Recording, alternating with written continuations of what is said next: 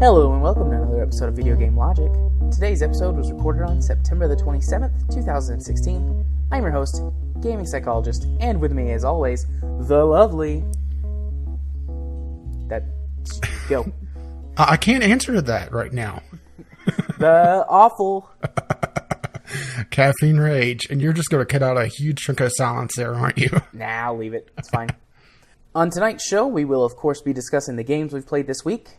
Our bi-weekly game club is Mechwarrior Online. We'll have our voting. Updates are incoming to the Steam store. We'll have our weekly community corner, our Steam weekly deals discussion, and of course, timestamps will be in the show notes following respective topics. Rage. And then you do descriptions. Yes, Rage. I already know the answer to this question. How are you? Oh, it's been a rough weekend. I just haven't been feeling all that great. You and me both. I slept for about 14 hours Saturday. I woke up Saturday morning. I was like, I feel awful. I went back to sleep. I woke up at noon. I got up, had some food, went back to sleep, woke up at 6. Got up, had some food, went back to sleep, woke up at 10. Got up for a little while, and then went back to sleep. And Sunday was pretty much the same. Well, let's see. Following our group playing of Mechwarrior on Wednesday, slept through pretty much all Thursday. Eventually got up after, getting up a bit, to get a bite to eat at some point, at like 1 or 2 a.m. Friday morning. Realized that I hadn't done any of the show notes because, I was kind of sleeping through Thursday. Right. Threw together the show notes, just feeling like crap. Got that sorted. Went to the store for a short bit for just some basic necessities. Came back, took a nap. Woke up just in time for our Friday playing at Mechwarrior. Yeah. And then I've been having trouble sleeping instead of, actually being able to sleep. Yeah, your leg's been bothering you. Yeah, just nerve damage in it. Yeah. And really nothing you could do about it as well. It's just, gotta bear with it. Yeah. Well, you could take on some very negative habits to control the pain, like alcoholism or drug abuse, but please don't do that. I love you. Yeah, plus my culture, my background, may not want to do that. Yeah. See, I'm of German and Irish descent, so I'll, get drunk, take over the bar, and then try to take over the Polish bar down the street. But so see, I'm not the only Nazi in the room. Hey-o. Well, what's the Fuhrer without his first lieutenant, right? That's true. Do you want to be Rommel or Goebbels or, there's a lot of funny names that we could call you. Or do you want to be my Eva Braun? Wink. I'm not committing suicide with you in a dirty bunker. Emphasis on the dirty. Kyle, get on that. Oh boy. And the erotic fan fiction continues. Yeah.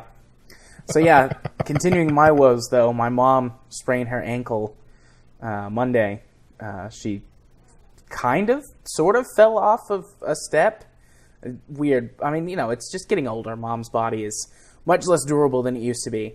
So we've been having to help take care of her and take care of her animal farm. And I have not really been better until today. I'm still kind of like, but I'm well enough that between the drugs and the hot beverages, I'll be fine.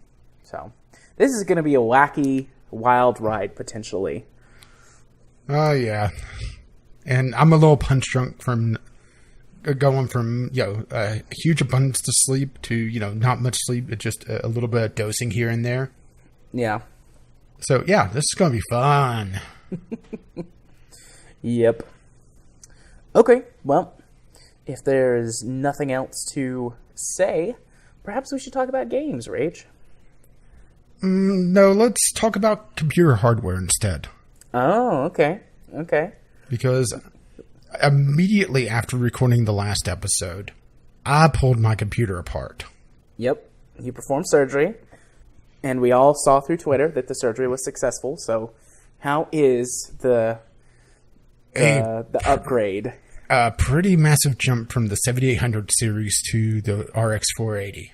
Mm-hmm. Obviously, I mean, just the benchmarks alone is just a huge margin of power improvement. Yeah, I was looking at benchmarks before I got it while it was in transit. And in some places, it's actually triple my old graphics card's power. Nice. So I've been cranking a few games up to see just what I could do with it. And I've gotten some results. I am leaving one game out because it is going to be on my next series. Pass Through the Choosing. Okay. And if you paid attention to my Twitter, you know exactly what one it is, but don't spoil it, Jared. Okay. The Crew is the first one that I'm going to talk about. Ubisoft title, so naturally performance problems all over the board, but it's not as bad as I feared it would be. It's just the engine for The Crew is just weird when you get into cities because there's just so much detail. And the engine just doesn't seem to be able to handle it on anyone's system. Right. I'll go from a solid 60 to dumping down to 50, 45 FPS, which is still playable most of the time. Okay. But here's the thing is that I have this weird intermittent just dropping down to probably about 20 FPS occasionally for a second or two, and then it comes right back up. And I think it's some sort of weird media streaming problem with The Crew, going from the hard drive to the video card or CPU or whatever's causing that drop. Yeah, almost like a bottleneck of some kind somewhere. Yeah, but here's the thing: is that it was happening with the 7800 series as well. So it's not been introduced with this graphics card. It's something with the game itself. It's just less intermittent. It's not showing up as often as it was before. Yeah. So that's a little bit of a frustration with it, but that's more, that's Ubisoft for you. Yeah. That's Ubisoft for you. That's great. Because they suck. Yeah, I still want to play The Crew with you at some point, and I think it was Spaceman that I played with a little bit as well. I think it would be a good, just goof off game. Not something we'll play a lot together. Yeah. I keep meaning to play it, but as we'll talk about more in depth later, Mechwarrior Online has stolen quite a bit of my game time the last couple of weeks. Well, it's nearly time to put it down, though. No, I'll just sadly only get to play it less. Wait, that kind of... Yeah, English words. You know what I mean. Keep going. You make with the good English. Yeah. But yeah, it still feels very lonesome just because, there's... Unless your friends are online as well, you'll only see 4 people on the map, including yourself. And as you move around, it's, the 4 closest people, so you'll see people appear and disappear, but, they really should up the player count, but it's just with, the frame rate problems going to a city. It is, I can understand why they don't have the player count up there a lot more. I didn't actually test it in a story mission, though. I'm not sure if the story missions are instanced enough where, the performance isn't as bad. Bad of a hit, I should say. Yeah. That's something I just didn't think of testing until just now. So... it's going to be something I'll try out at some point. I do occasionally just play The Crew just to drive around and get car parts to make hot rods. Hot rods are nice. Yeah, there's 5 of them hidden in the game. Yeah, Test Drive did that. Yeah, well, by hidden, it's not very hidden. I mean, you go to a giant satellite dish, and it's a Ubisoft game. You go to the tower or satellite dish or whatever. It tells you everything nearby, and then you go to those. I mean, it's the Ubisoft formula. Only instead of an assassin, you're a car. Yeah, they have a radio, or they have the giant climbable towers, even in a car. Yeah, Test Drive, they were actually hidden. Well, that's what the winch is for. Oh wait, wrong game. That's spin tires. Yeah, no, Test Drive, you actually had to go find them or look up a guide online that would lead you to them. There was no way to like get hints where they were in game. And you had to find parts for them too. It's like you didn't just find a heart rod. Or are you saying that's how it works there too? And maybe I just misunderstood you. Yeah, you find the parts. You have to find 20 different, essentially wrecks. Right. Yeah. And there's 20 per region, and there's 5 different regions. Nice. So yeah, that's where you get 5 cars from. You are correct. Your math checks out there, son. Well, it turns out I can math. Sometimes. You can math about as well as I can English. Oh, shit, I'm screwed. Yeah. Wild ride, like we said. Anyways, carry on. Let's see. I did, Mechwarrior Online, of course. Cry engine. I was able to get it going pretty stable just by turning down the environmental effects, because they go way overboard on some of the environmental effects on some maps. Some maps, 120 FPS, rock solid. Yeah. Other maps, 40 FPS. Yeah. Just because of all the fog, all the light shafts. It's crazy just how overboard they went. Yeah. I mean, it is then, dangerously close to getting into that discussion, but it is a gorgeous game. Yeah, it is. It's just, I wish the performance was a little bit more consistent.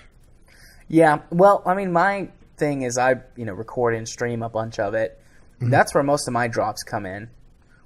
There are a couple of maps. Well, I was also going on the presets. I could probably tune it a little bit more and still have it as pretty, but... I'm running on the Ultra preset, and unless I'm recording, I only get, that occasional dip to like 40 on some of the worst maps. And honestly, the game is really slow-paced, and I just forgive it and move on. Like 99% of the time. Maybe it's a CPU for me then, because on the worst maps, it stays at about 40 to 50. Yeah, I only get dips into the 40s. If I'm recording... Yeah, so maybe that's CPU on me, because I really can't upgrade my CPU because I'm running the FX chips, so...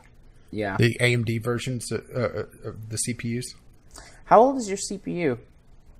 It's 2 years old. Okay, so our CPUs are from around the same time period. I know AMD and yeah. Yeah, I'm running a FX 8350, I believe. Let me just double check. Let's see, FX 8350, yeah. Yeah, I'm running an i5. Oh, I can't remember which i5 it is that I'm running. I can pull it up here real quick. Yeah, I'm doing a quick comparison, or trying to find the... it is in the ballpark of... I'm looking at the CPU benchmark guide, which... benchmarked right at an i7 4770. That's interesting. Because I've got an i5 4460. Well, here's the thing. This is benchmarking. That's not real world real world performance. So yeah, and also that's likely taking full advantage of its multi-thread capabilities. Yeah, Mechwarrior might do a bad job utilizing hyperthreading, because I've got 4 true cores. Although yours is... yeah, mine has the 4 as well, but it has 8 logical. Yeah. Well, also AMD's CPUs have a different... And now I'm about to use very wrong terminologies, but they've got a very different way that they do processing compared to Intel CPUs. Yeah, some games just do not run all that well on AMD, and that may be the case here.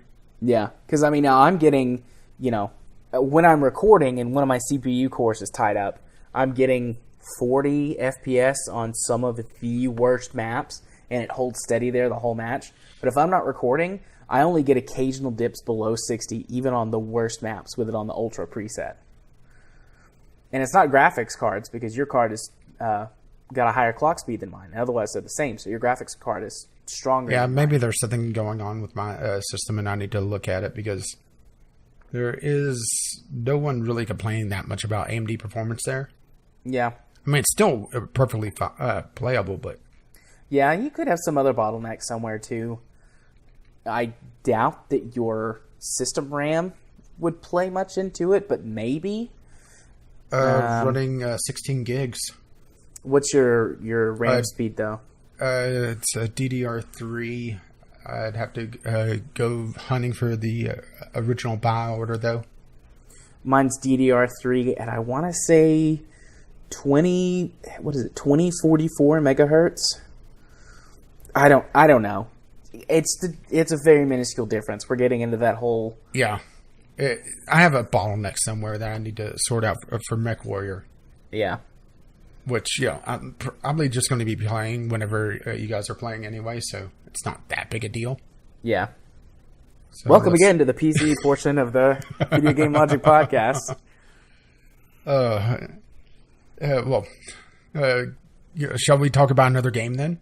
Yeah, sure. Yeah, well, I fired up Euro Truck Simulator 2 and didn't play it for all that long because I realized that I lost my save file whenever I reformatted, because it puts the save file in a weird fucking place. Yeah, okay. Sad day, but okay. Yeah, I was running the high preset, pretty solid 60 FPS. Wasn't really messing with it that much because I realized I lost my save file and I wasn't going to sit around and play it that long. Yeah. The interesting one is my next one, though, Dirt 3. Okay. Yeah, I actually ran into a bug on this one. Okay. It turns out that Dirt 3 has it where if you turn up the graphics too high, it triggers some sort of weird bug where it doesn't do the cores on the CPU correct. So I had to actually go in and do some Onine file hacking to get that weird. Work. So you're saying that it wasn't properly, utilizing multiple cores? So you were getting bottlenecked by a single core? Yeah, I was getting bottlenecked by a single core because I turned it up too high. That doesn't make any sense, but okay. You said it was a bug, though, so... Yeah. But absolutely beautiful, running well over 100 FPS full-time on the Ultra preset. Nice. I mean, it's not that demanding of a game to begin with. I was running pretty solid to begin with on the 7800 series, but this added a good 40 FPS. Yeah. Well, racing games, historically, as long as they're coded properly, can usually put out pretty high performance numbers. Well, considering we just talked about it being bugged. Yeah, that's fair, but I'm just talking about in general. I mean, racing games are the only things that have been able to consistently get 1080-60 on console. And you can get beautiful racing games on minimal hardware. There's just not a lot going on. And you can use a lot of trickery to hide, poor-looking backgrounds and stuff like that. Because, you're going really fast. People aren't really looking at them all that much. Yeah, true. So. And then I fired up Warframe, and once again, running very, very smooth on I think either the highest or the next to highest just preset, just trying around with different preset graphics, and realized that it wiped all my my custom key mapping. So I was absolutely terrible. Warframe is a pretty demanding game when you really crank those settings up. How high could you get before it dropped below 60? Or did you spend... I didn't spend enough time to get it where it was dropping below 60. I was on the high preset. Okay. And it was running perfectly stable. The problem is that it has a FPS locks on it, so I couldn't tell how much further I was getting above 60. And if there's a way to turn it off, I just wasn't finding it looking around the options real quick. And it may have just been something that they added, or just I hadn't noticed it before, because I typically don't run an FPS counter. Yeah. I don't remember Warframe having an FPS lock. Because I run FPS counters all the time. And if a game has one built in, I'll use that one over, say, the Steam counter or Fraps or whatever, depending on what game it is that I'm playing. But yeah, I probably just had vertical sync on, and I just didn't realize it. Yeah, which is a real possibility, because I do have a 60 hertz monitor. Yeah, I think you could set I'm pretty sure you can set an FPS lock on it, but I think it can run unlimited. I think. I don't know. It's been months since I've played Warframe. Yeah, they've done the update to the map system, and they didn't wipe the map like I was told they did, but it's still it's annoying to try to get around now. Yeah, I've briefly played since then. A couple months ago, my cousins came over and stayed with us, and we played Warframe one night, and I was livid with the map changes, but that's the only time I've played in probably the last 4 months, was that one night a couple of months ago. Yeah, I was not enthused with the map changes at all. It just makes it way too difficult to get around. Yeah. Makes me want to just uninstall and forget about the game, to be perfectly honest. Yeah. That's one of the main reasons I haven't even considered going back to it. I mean, if we all wanted to play it one night, then sure, I'd play it, but... Yeah, but, that, and they nerfed my favorite frame. What can I say? I loved my squeamy little girl. Yells at things and they die. Very kinky. With or without the claws? Yes. Granted, she didn't get nerfed that terribly, but it's one of those things that... Why? Yeah. Okay. And that's all the RX 480 testing I really did, because my next game definitely wasn't taxing it, and it was the Sunday sampler. Well, before you do that, let me ask you a question. All right. So we've both got the RX 480. Granted, slightly different versions, but relatively the same card. Overall, with your experience so far, how long do you think you're going to use this card? Probably a fair while. It's definitely not a top of the line model. I mean, NVIDIA still blows it away with their enthusiast line graphics cards, but it is definitely a good bang for the buck right now. Yeah. I plan on using this card at least until I get my next PC. I'm hoping that... I mean, everything should be fine, but, sometimes things die, fail for whatever reason. I'm hoping to get another 2 years out of this machine before I upgrade to a new one. And I probably will just keep the 480 the whole time. Because I play games, I don't have a 1440p monitor. And the 480 was kind of targeted at running either VR machines, 60 frames a second VR gaming, or 30 to, depending on the game you're playing, 30 to 60 FPS and 1440p. But I play at 1080. I don't have the desk space to get a big enough monitor to make 1440p worth my while.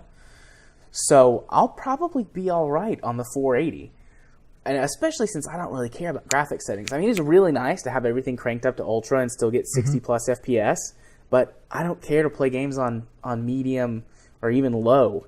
So I'll probably use this card for at least the next 2 years. And I might keep it to upgrade, a CPU and a motherboard and, yada yada in 2 or so years whenever I plan on upgrading a machine. I might just keep the graphics card and then upgrade that in 2 more years.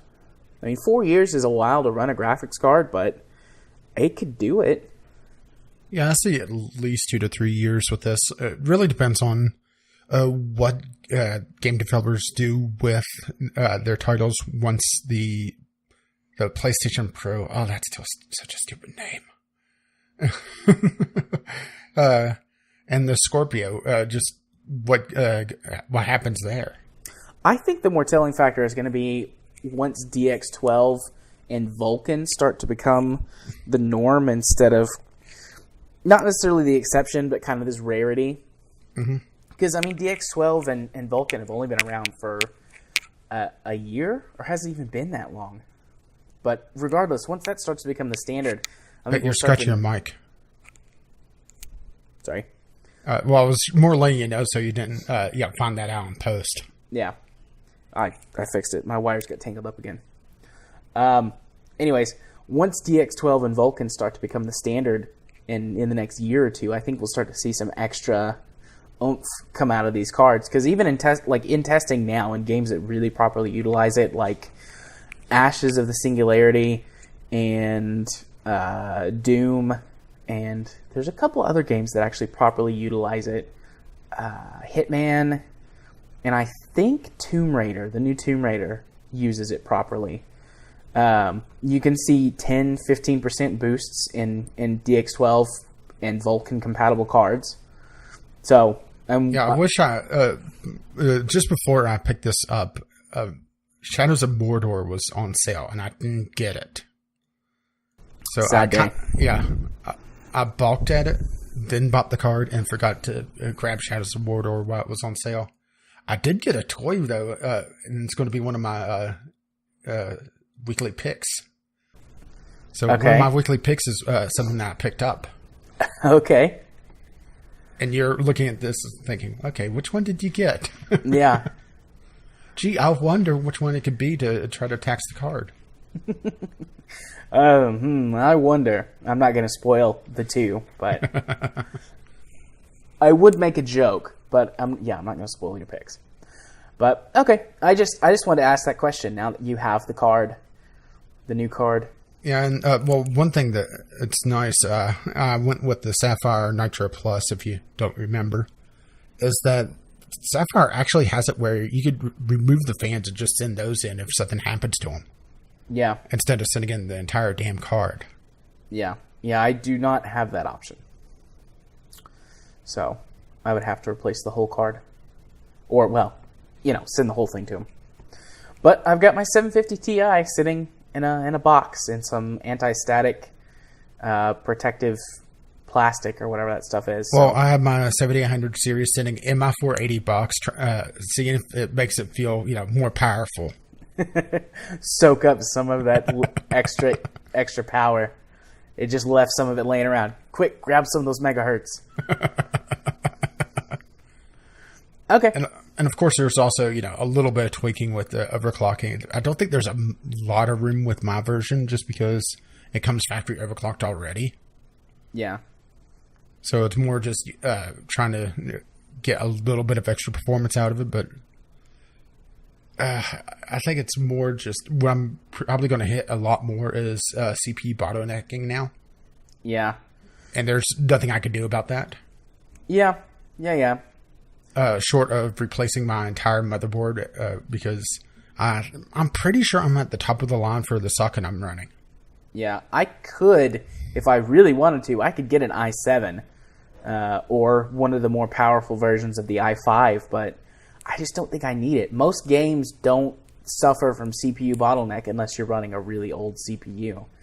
So, there's a few for sure, like City Skylines is pretty CPU intensive, and Train Fever for me. I was doing a little bit more digging, and according to someone else, the FX 8350 is approximately equivalent of an i5 3570K.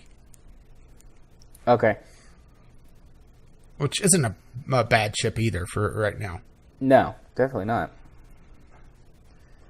What did I say mine was? 4460. i5 4460. So, yeah. So it's going to be more just, what runs better on AMD processors. Yeah. Okie dokie. Well, I cut you off when you were going to talk about your Sunday sampler, so. Yeah, well, don't worry. This is not going to take long. ClusterTruck.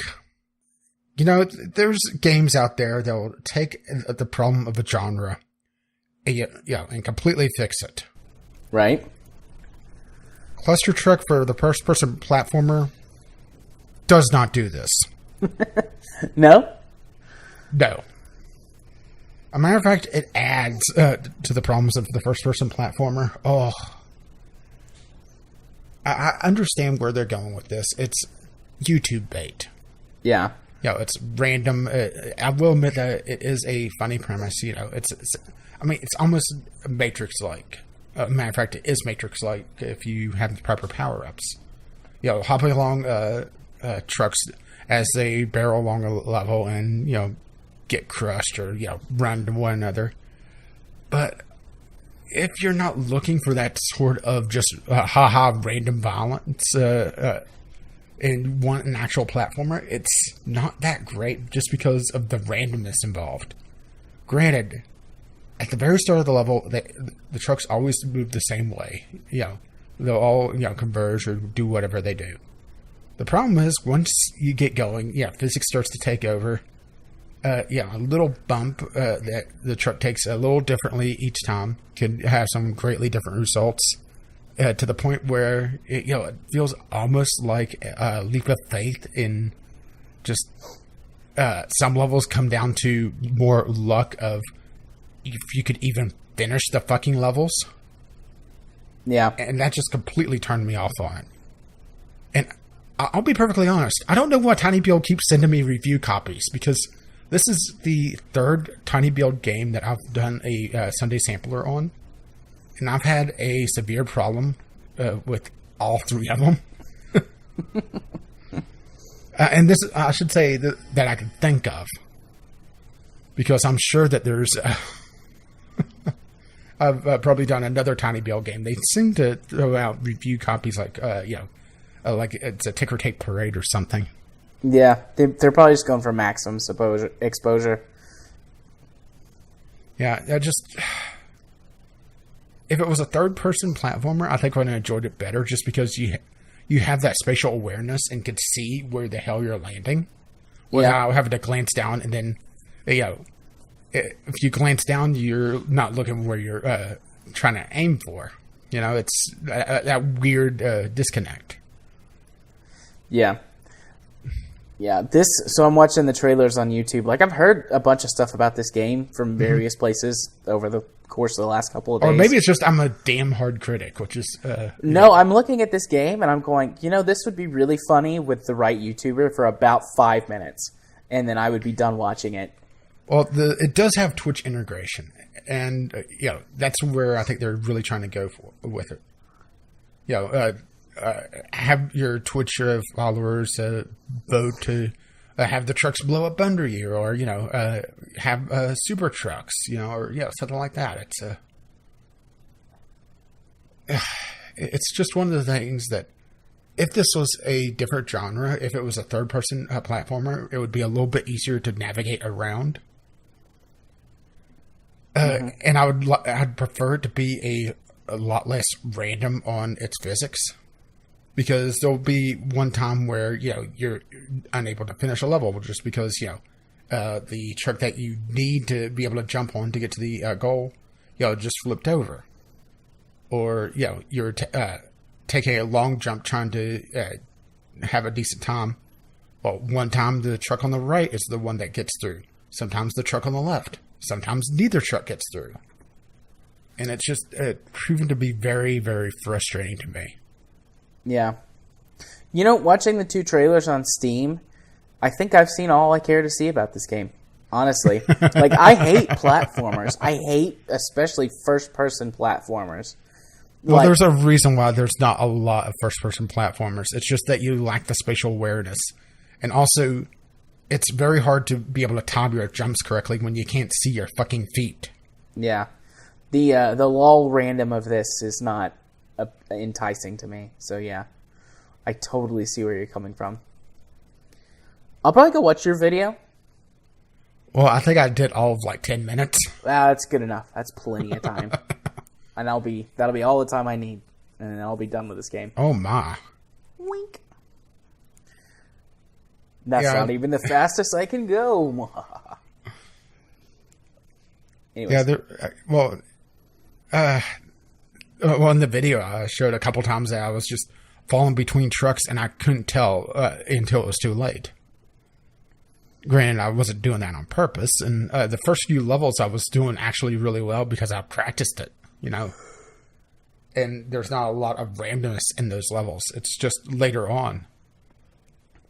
Right. And the thing is that you also have to go pretty much as fast as you can, because some levels, if you don't go just completely flat out, you're not going to get to the end. Other levels, if you go flat out, you're going to run out of trucks. So, it's also a bit of memorization. It's just, I wanted to like this just because it looked interesting. But, it felt, once I got into it and started looking at it, it's like, oh, this is YouTube bait. Yeah. Tiny build. I'm sorry to rip you apart again. You're not sorry. Maybe a little. What can I say? I want to have a tiny build game that I like. This just wasn't it. Fair enough. Okie dokie. Well, does that mean it's my turn? Yeah, pretty much. All right. Well, since I was mostly playing Mechwarrior Online or sick, I played a couple of new mobile games this week. The first one was Sid Meier's Starships. I played the version on iPad, not on Steam. And on iPad, I like it very much. It's not a very deep game.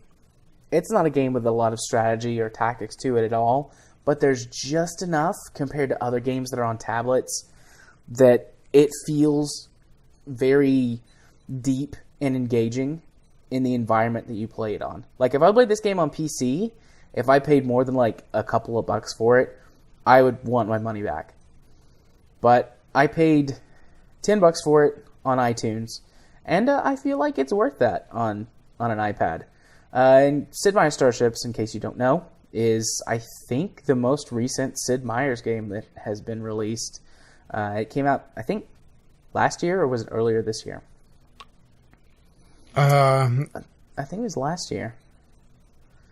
I think it's been a while. Yeah, I think it's last year.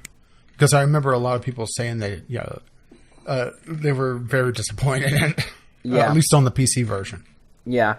It's super simplified. It's way in the future, so think even after Sid Meier's Colonies, Beyond Earth, or Alpha Centauri if you've played the older game.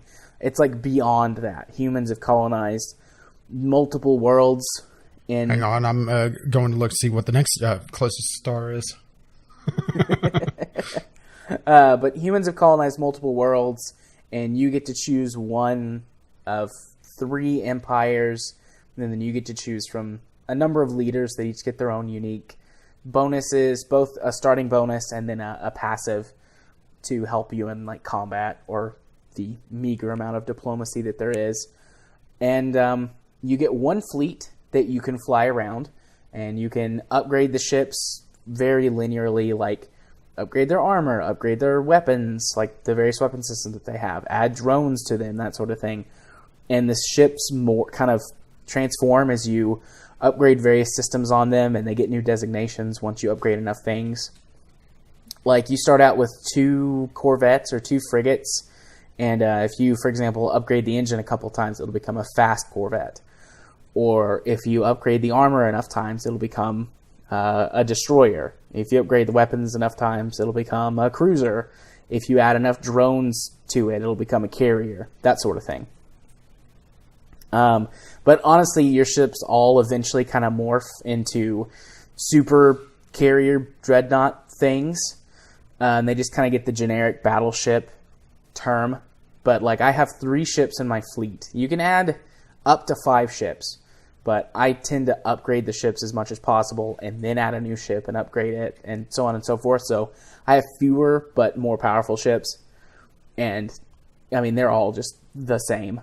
So as you level them, you can kind of specialize them, but eventually if you play for long enough and don't win or lose, you'll just have massive battleships that can do everything. But anyways, you travel around the galaxy going from planet to planet, and you do missions for the various planets. And you do enough missions for a planet, they like you. And if they like you enough, they join your federation. And you win the game. The only victory condition is by controlling the galaxy. You have to control a certain portion of the galaxy in order to win. So and it's based on how many players are in the game. So if there's 3 players in the game, you have to control half of the galaxy. If there's 4 players in the game, you have to control a third of the galaxy, and so on and so forth. Bumping up the difficulty does add to the number that you have to control, and it basically just gives the AI opponents flat bonuses that makes them more powerful, which is kind of is pretty much the standard in these games, isn't it? Yeah, that's pretty much how all the Civ games work. The higher the difficulty, just the stronger by default they become. So, in that respect, it's pretty standard fare. And that's pretty much all there is to it. You just go until either you get bored, you win, or you lose. I've played it for around 4 or 5 hours this weekend. I've started 2 games. The first one I started on easy mode just until I kind of figured out what to do, which I figured out in like a half an hour. So I restarted it on standard difficulty. And it starts out pretty easy. Maybe if I cranked it up to hard and fought some aggressive enemies, because I chose kind of neutral-ish enemies. It might be more difficult if I was fighting the other empires. But right now I'm only dealing with pirates and still getting the neutral systems into my Federation. But I'm enjoying myself with the game so far. Like I said, it's great as a mobile game. They clearly designed the whole thing around the touch interface. It works really well. It's nice and smooth. The graphics are decent enough. Again, judging by mobile standard, it's pretty good. If you played it on PC, not so much, but... Yeah, the PC version is pretty much a straight port of the mobile version, isn't it? Yeah, it is. The only difference is click instead of tap. Wow, they actually put that much effort in the PC version. I'm amazed. A lot of developers don't do that. You also can change your resolutions on the PC version, but that's it. Holy shit. Cutting edge technology. Yeah. I don't think there's graphic settings on the PC version. Well, it's cutting edge. I mean, we're not living in the future. Yeah. I have an iPad mini, and I do have one complaint. The text... Well, where's Mickey? Hi-oh. The text is weird. I don't think that they resized the text properly for different screen resolutions. And so the iPad mini obviously is smaller. And everything else looks fine except the text, and it looks squished. And there's no way to fix it. You can't change anything about the resolution on tablet. So that sucks. But otherwise... I mean, that's really all there is to say about it. It's not a deep game. It does not lend itself well to being played in bursts. You have to sit down and be willing to play with it for at least 20 minutes. It's your turn. You start your turn. You collect your resources. You spend them on upgrading your ships, upgrading your planets, which you can upgrade your planets with better defenses. Because with only one fleet, you have to have planetary defenses. Otherwise, anytime an enemy rolls up, you'll just lose your planet. So you upgrade your defenses, upgrade like your cities on your planet so that they could produce more power or more food, like really basic stuff. You do that, and then you do missions. And a mission can take anywhere from... This is reminding me a lot of the Spore Space stage. Kind of, yeah. But a mission can take anywhere from 10 minutes to 20 minutes. And then you've got your 5 minutes that you spend upgrading ships and stuff beforehand. So bare minimum, you're going to spend 15 minutes on a turn, which you could conceivably do in like a bus ride or something. But it's not a game that's like, I'm going to go poop and play a turn or two. Like you can't do it. Oh, it depends if you had taco night. Yeah. Yeah. If you're a really slow pooper, if you've got a lot of poop in there, then yeah, you could get through a turn. Or if you don't want to leave the toilet for a while because you're a little afraid of what may happen. Yeah. Or if you're hiding. If you're hiding from someone. But otherwise, yeah, it doesn't lend itself to being played for just a few minutes at a time. But I did enjoy it. I mean, I was laying in bed all day, Saturday and Sunday pretty much. So I ran my iPad dead one day playing it. So it's great for that. And I'm playing it. I'm going to be playing it at the clinic too, in between clients if I've got some free time, that sort of thing. So it's good for that. Take some of the pressure off of my laptop to whenever I want to play games at the clinic. But yeah, that's really all there is to it. It's not a deep game, but it's a fun game on tablet. I would not recommend buying it on PC unless you get it for like $1 or $2. It's probably worth that on PC.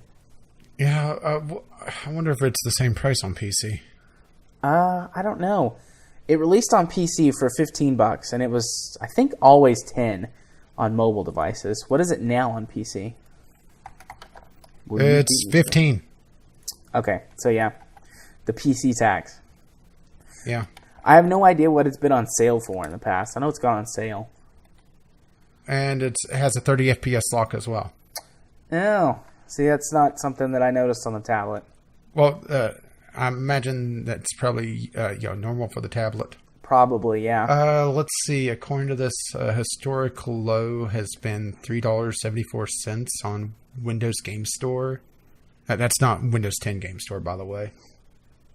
Okay. Current lowest price is Games Planet UK at $12.35. Yeah, it's too much. And it's been in one bundle. Yeah, I might. It looks like it's never been on sale on Steam directly. Oh, no, never mind. That's the Sid Meier's Starships and Civilization Beyond Earth combination pack, because you'd want both of those together. Yeah. Do you want two underwhelming Forex strategies? Here, have this bundle. I mean, if the bundle costs $20, it's probably worth it. But, anyways, yeah. Well, the bundle is $50. Yeah, it's too much. Even together, that's too much. Yeah, I'm just seeing what the historic low on Steam has been, because that's usually the interesting one. Yeah. Even though it does have a 30 FPS lock, that's not something that in this type of game is like, don't buy it because it's locked at 30 FPS. I mean, it sucks. The animation would obviously be smoother, but it's a turn-based strategy game, so frame rate is not hugely... Looks like its historic low on Steam has been $4.94. Still $5. I mean, I could probably justify $5. That was a little over a year ago, but that's going a lot deeper discount than what it normally gets. It normally goes down to $7.50. Yeah. Yeah. I'm looking at a historic price chart, by the way. Yeah, $7.50 is difficult on PC. I mean, I guess if you played it and you really, really like it, then sure. But if you're just like going to get it for the first time on PC, I don't think it's worth it. It's that weird thing. It's like, what platform are you playing it on? How much is it worth where? I think, like I said, on my iPad, totally worth the $10 I paid for it. Well, it's really down to just, the competition, because, if you're at your computer and you want to play a Forex strategy, why would you pick Sid Meier's Starships over Sins of a Solar Empire or something like that? Yeah. Or even, Beyond Earth.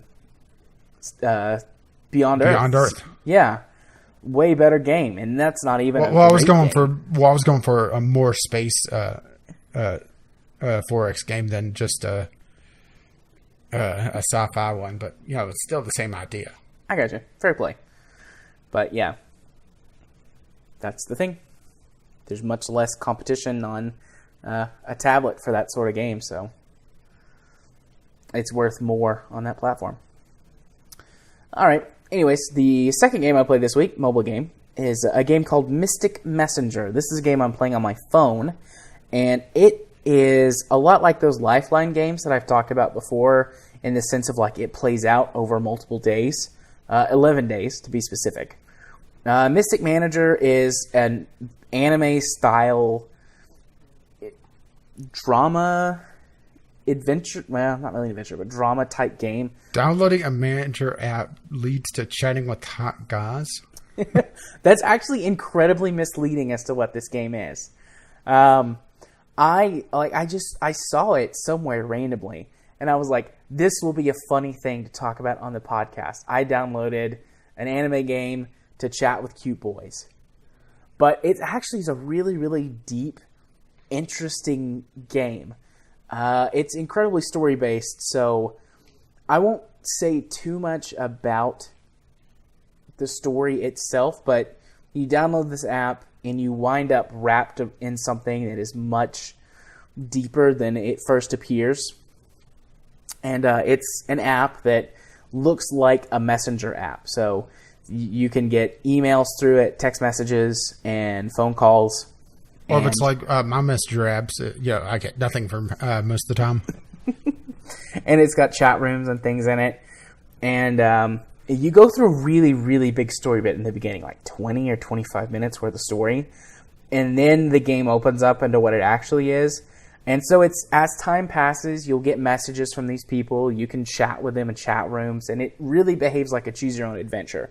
I'm a little sad there's not more interaction with it than there is. But there's still enough that I feel like my decisions matter. And so you'll get little invites. It's like, oh, so-and-so opened a chat. Do you want to go chat with them? And then more people will join the chat room, and they'll be talking. And you'll get opportunities to speak up and kind of take one person's side or the other, or like ask a question or make a statement about something, and you'll get reactions from other people, and you form relationships with the various members of this group that you wind up joining. It's fun, and it's, it plays out over the course of 11 days. The story takes place over the course of 11 days, and what you do really has lasting impact. Like, there's characters in the story that I really like and relate to, and they very obviously have become close to me. Like, I'm getting closer to them, and they're revealing more information. And then there's other people that I don't really like very much, so I don't talk to them very much. Or when I do talk to them, like our personalities clash, so they don't talk to me very much, and they get mad at me easily and things like that. So it's got some pretty decent interaction. I'm not really sure if you could play the field to make everybody happy, because sometimes games like this, like, oh, you can get the best ending if you can make everybody like you. I'm not sure if I could actually make everybody like me. Or if you play the game 5 or 6 times so you could get everybody to eventually like you in alternate dimensions. Yeah. This is a free-to-play game, and its business model is... Pay to skip? No, it's not pay to skip. What it is that all of these things happen in real time.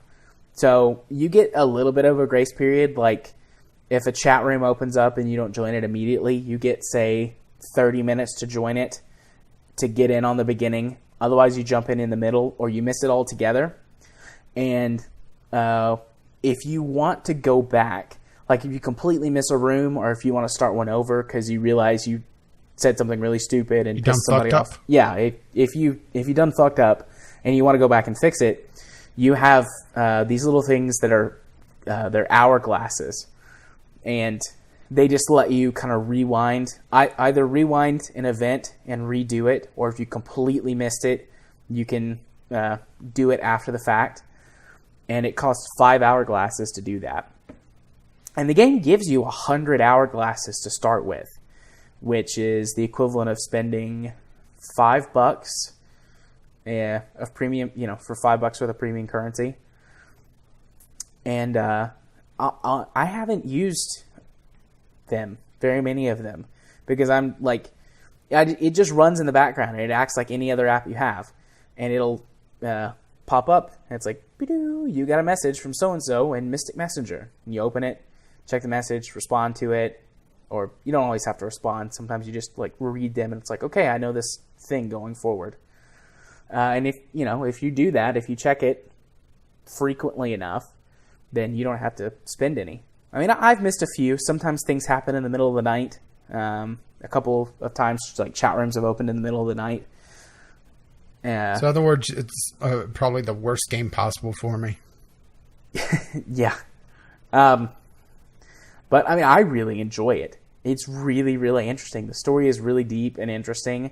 These type of games are kind of interesting. It's just I'm never really had the patience for them. Yeah, it's really well done. If you're someone who does like this sort of thing and has the patience for it, I would absolutely recommend it. It's got at least 2 stories. It's got casual story mode, which I don't understand. That's the only mode you have at the beginning. And I don't feel like this is very casual, but you have to beat casual story mode in order to unlock deep story mode, which has some additional characters, at least based on what I can see from it in the app. I'm trying not to go to the wiki and spoil it, because this game's like 2 or 3 years old.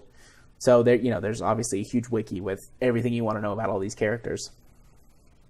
One thing, I had to restart it because I didn't realize this, but you have to play a girl. You don't get the option to play a guy.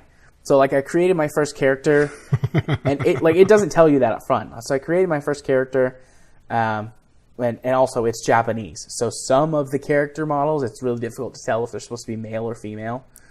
So that's sexist. So I picked a character model that I thought was male, and I started it, and it's like, oh, I'm a girl. Well, it's weird to be a girl named Jared, so I should go restart. Cultural differences, you just don't understand. Yeah, so I restarted the game. It's a family name. Yeah, absolutely. So I restarted the game, and now I'm a girl. So that's one thing that you should know going forward. And there are, like, you definitely can date some of the people if you really want to, but honestly, none of them, like, seem really dateable. There's, like, the, like, really hot guy, but he's, like, self-absorbed and a jerk. There's, like, the really kind of cute, nerdy guy, but he's also kind of a jerk. And then there's, like, the really rich businessman, but he's also a jerk. Japanese people really like jerks. The only guy that's not a jerk is this college kid, and he's just, like, naive. And he's dumb. Well, I think you just mentioned the two tropes that are in, like, 80 to 90% of romance anime. Yeah. The only character for the male characters.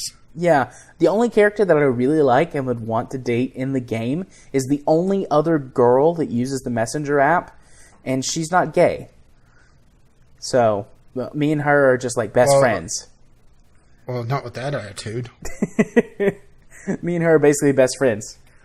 We, like, agree on everything. And I'm not doing it on purpose. And experiment.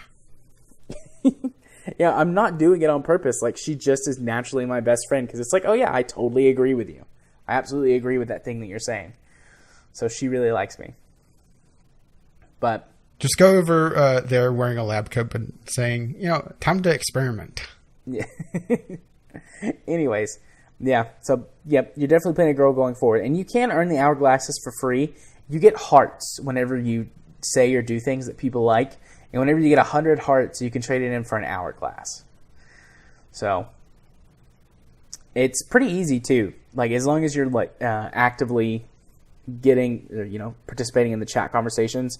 Basically, just, like, if you want to farm hearts, pick one or two people and just constantly agree with them. And so you get hearts every time. Okay, so do you want to agree with the jerk, then there's the jerk, or then there's that naive asshole. Oh, there's also the mysterious character that's, like, really, really also vague. a jerk. Yeah. He's, like, really, really vague, and he's almost never around. And when he does show up, everyone's like, oh my gosh, you're here. He's kind of a jerk. Yeah, he's kind of a jerk. Actually, he is kind of a jerk. So, but yeah, if you like this sort of thing, dear listener, someone who's not Rage, because Rage doesn't like this sort of thing, because he doesn't have the patience. But if you even have, like, a passing interest in this sort of thing, well, I think if it didn't just play out over the course of 11 days, yeah, or if there was a way to make it so that, well, without diving into the currency, you didn't miss because, you were asleep. Because it sounds like it'll be going on during the day, and that's kind of when I sleep well, usually. Yeah, most of the game happens during the day. If you go to bed early, you would definitely miss some chat conversations, but I'm up until, like, 2 a.m. almost every morning, every night, however you want to look at that. So I catch the late night stuff that happens. So, it's a fun game. And I realize I have spent, like, 10 minutes or 15 minutes talking about Mystic Messenger, and I just figured I'd briefly mention this game. I really like this game. I probably should check my phone and see, because I've probably missed a couple of chat conversations. I haven't checked it in, like, 3 hours. Oh, well, excuse me. Just, go ahead. Yeah, I'll go check Mystic Messenger. The Call of Duty Black Ops, the last game I played this week, well, only, a couple minutes. I played it Friday night after we finished playing Mechwarrior. I played with Kyle and Mel, and we did a little bit of multiplayer, but mostly we played zombies. We played zombies for probably a couple hours. Feels like a lot longer than that. We were having such a good time. I forgot how fun the zombies mode is. Next time this game is on sale, Rage, I'm definitely, we're going to all pitch in, or maybe it'll just be me. I don't know how much disposable income they have, but we're going to get you this so that you can play with us, because you would be a riot to play zombies with, I think. Oh, boy.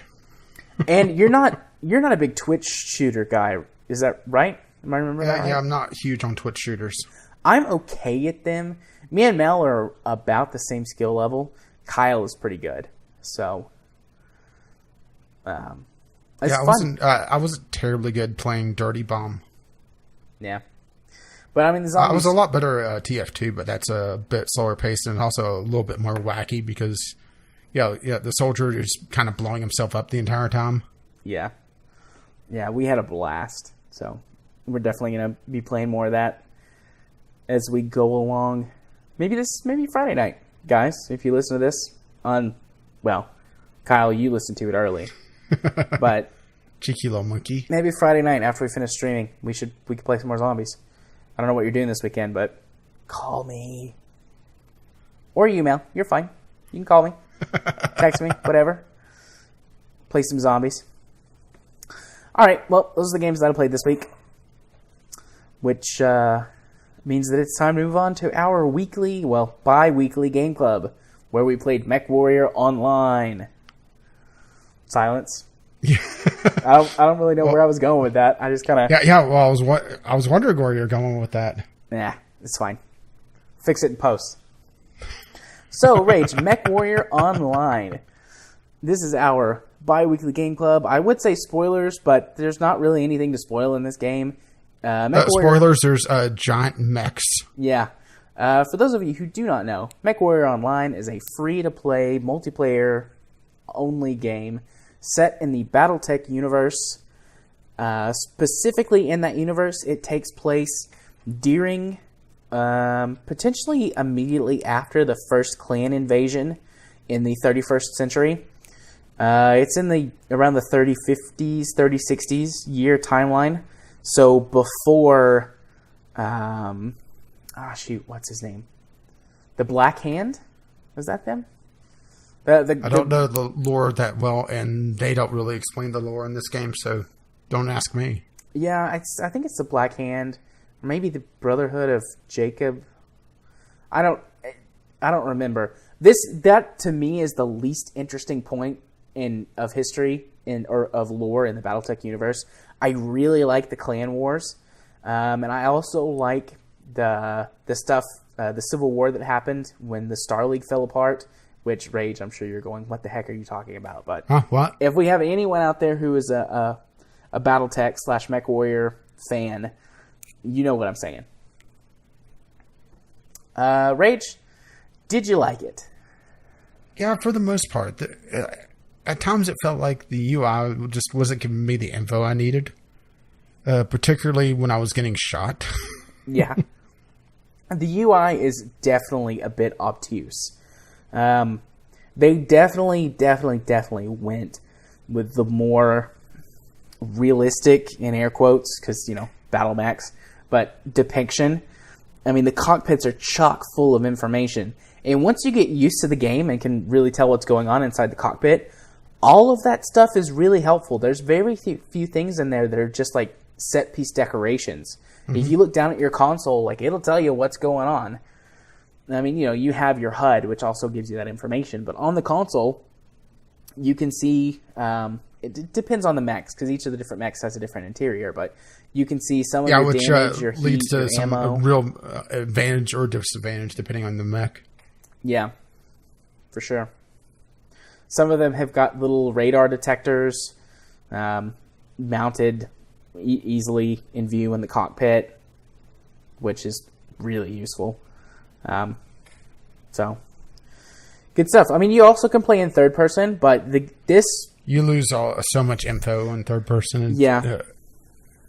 Only reason I would say to go third person is try to peek around the corner, but there was this long transition time going between third and first person that makes it so that I don't think that's even worth it. Yeah, thematically, what happens in the game is your mech launches a little camera drone. And that's what the transition is for. It's like the mech launches the drone, and it takes a second to pan out to third person, and then the mech has to recover the drone, so it takes a second to pan back into first person. And yeah, you lose all of that information. You lose a sense of where you're really aiming. I mean, you have your reticle on screen, and it's difficult to explain without playing it, but as your mech's torso and arms move around, you can see them, and you kind of get a feel for where you're pointing, and you lose all of that spatial and situational awareness when you're outside the mech. And also, if you unlock the arms, so the arms could move faster, that also really changes things. Yeah. I never unlocked the arms, mostly because I don't play mechs that actually have arms. I tend to play a support role, so I have weapons mostly mounted either in the torso, or I use arms that aren't actually arms. They're just like gun racks or missile racks mounted in what you would call the arm position. And so they don't get the same sort of range of movement as actual arms would.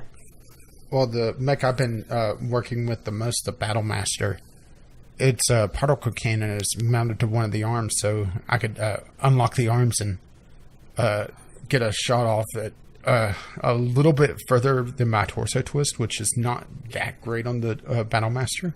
Yeah. And also, unlocking the arms allows me to get a missile lock a little bit easier and maintain it. Yeah, that would be handy. But also, I wasn't using the joystick as well, so... Yeah, you play this with mouse and keyboard. I actually got out my joystick and I've been playing this with joystick. And it was really bad at first. I had to go through an adjustment period.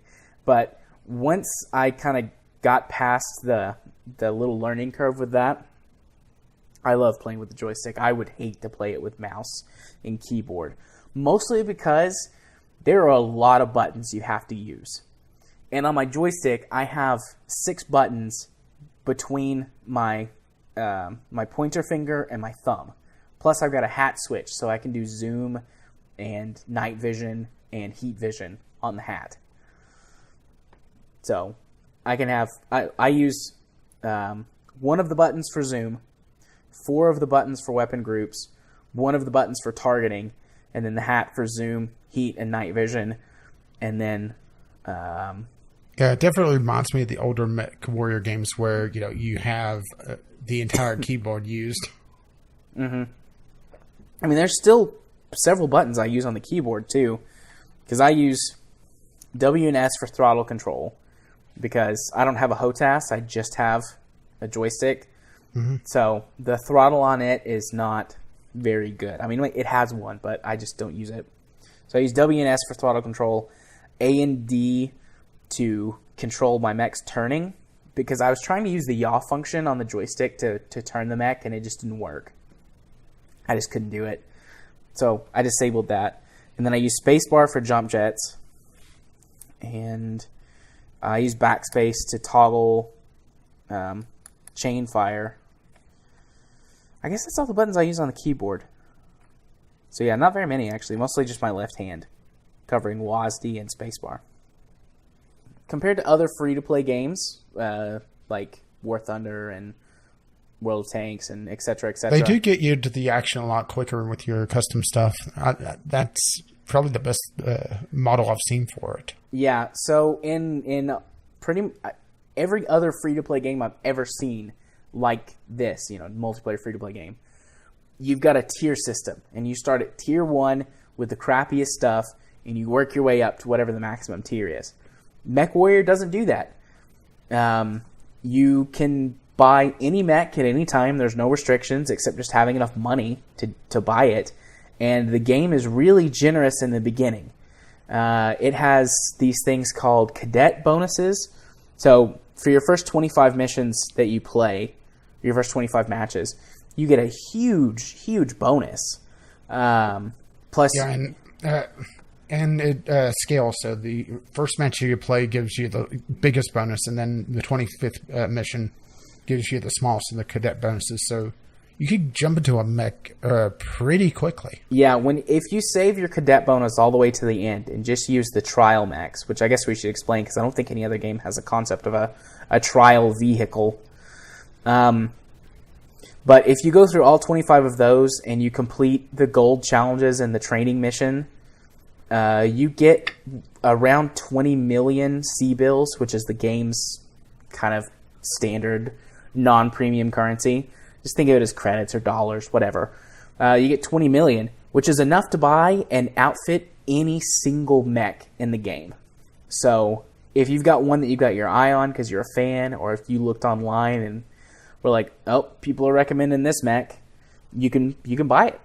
As long as you're just patient and you wait out your first 25 missions. Yeah, but after that, things way slow down. Yeah, it does slow down. People complain a lot about the grind. And at the beginning, when you really suck, it definitely feels super grindy. But once you start to get a feel for what you're good at and start being able to play consistently, it's not as bad.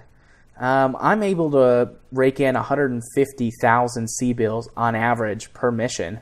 Yeah, my average is more around 100. Yeah.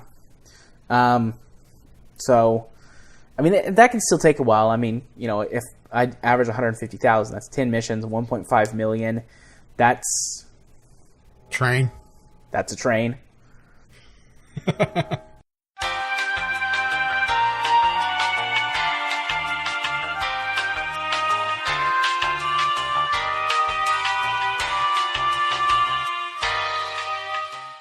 But so yeah, 10 missions at 150,000 would be 1.5 million. That is roughly an eighth of the mech that I want to buy. So I'd have to run 80 missions and maintain that average to do so. Which does sound, that is a lot. But the game regularly offers sales on mechs. So currently, while we're recording, it'll be gone by the time this is over. It ends, I think, Thursday. But they're running a sale on heavy mechs. They're all 35% off. And I was going back and I was looking through some of the past stuff. It's like every month to every 2 months they run sales on different mech classes. Last month they had a sale on assault mechs. And then 2 months before that they had a sale on medium mechs. And then 2 months before that they had a sale on all clan mechs. So they regularly offer discounts on stuff, which is nice. And as long as you remember not to sell it when you sell your mech, all of the equipment that you buy you can keep and just outfit your mechs for free. So if you play for long enough, eventually you just basically build up an arsenal. And all you're buying are mech chassis, which are not that expensive. So, and I feel like their paid model is pretty fair too. If you spend $15, I think that's what we worked out, you could buy the most expensive mech in the game and outfit it, like their most expensive hero mechs. Or, yeah, sure beats War Thunders. Whew. Yeah, $50 for a Calliope. Yeah. Which is not even that great of a tank. Like, it's a mid-tier. Yeah, but it has rockets. It does have rockets, but it's not that great. And then... it's damn annoying. It is damn annoying. But Mechwarrior also offers lots and lots of deals, like package deals. Also, currently, it'll be gone by the time we're done recording, but they're offering a package deal on the Bushwhacker mech, which is going to be coming out at the beginning. I thought it was Bushwhacker. The Bushwhacker. It's coming out next year, next January. But it's $15 for the base pack, which gets you all 3 variants of the Bushwhacker. And Whacker. 30 days of premium time and 3 mech hangers and something else. I think 3,000 mech credits. Well, those mech hangers are very important when you go to clean your mech, Yeah. By default, you only get 4 hangers, which means that you can only have 4 mechs at a time. Which, if you're someone like us who just plays for fun, that's plenty. If you're going to play this game more seriously, that's nowhere near enough. Have you played any of the clan faction warfare? No, I never got to do that. Okay, I played some of the faction warfare. Even after playing this game for 30 or 40 hours in the last 2 weeks, I'm nowhere near ready for faction warfare. But I did some of it just so I could get a sense of it. We mostly played in quick play, which is just party up, queue up, and then go. But it's more wait some more. Yeah, It's still waiting. You do wait a while unless you play light mechs. Light mechs can get into games like immediately, all the time. Annoying little buggers. But I hate light mechs. Like, I just am not a good light mech pilot. Anyways, the faction warfare, though, is different. It takes you out to the galaxy map, which is, for the timeline, like I said, after the first clan invasion. And you are a merc force. And I mean, you can choose to join a particular faction. And you gain huge bonuses if you actually join a faction, but it really limits you into the type of missions and things that you can do. If you stay a mercenary, though, you just take contracts. And there are... you just do faction warfare and try and take over locations by winning battles and wiping out the other mercenary groups and things like that. And in quick play, there's only 3 game types. There's skirmish, which is just standard kill everybody.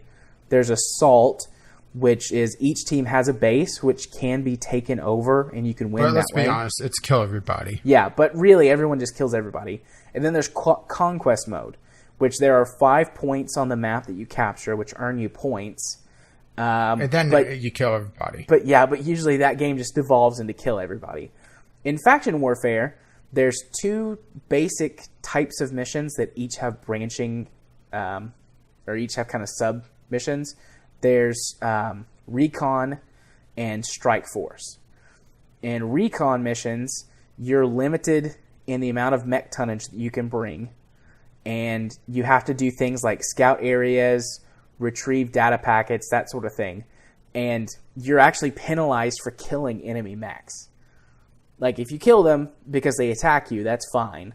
But if you purposefully go out of your way and win by killing all of the mechs, you don't get maximum payouts and things like that. It really encourages you to actually recover the information, spy on the enemy locations, that sort of thing.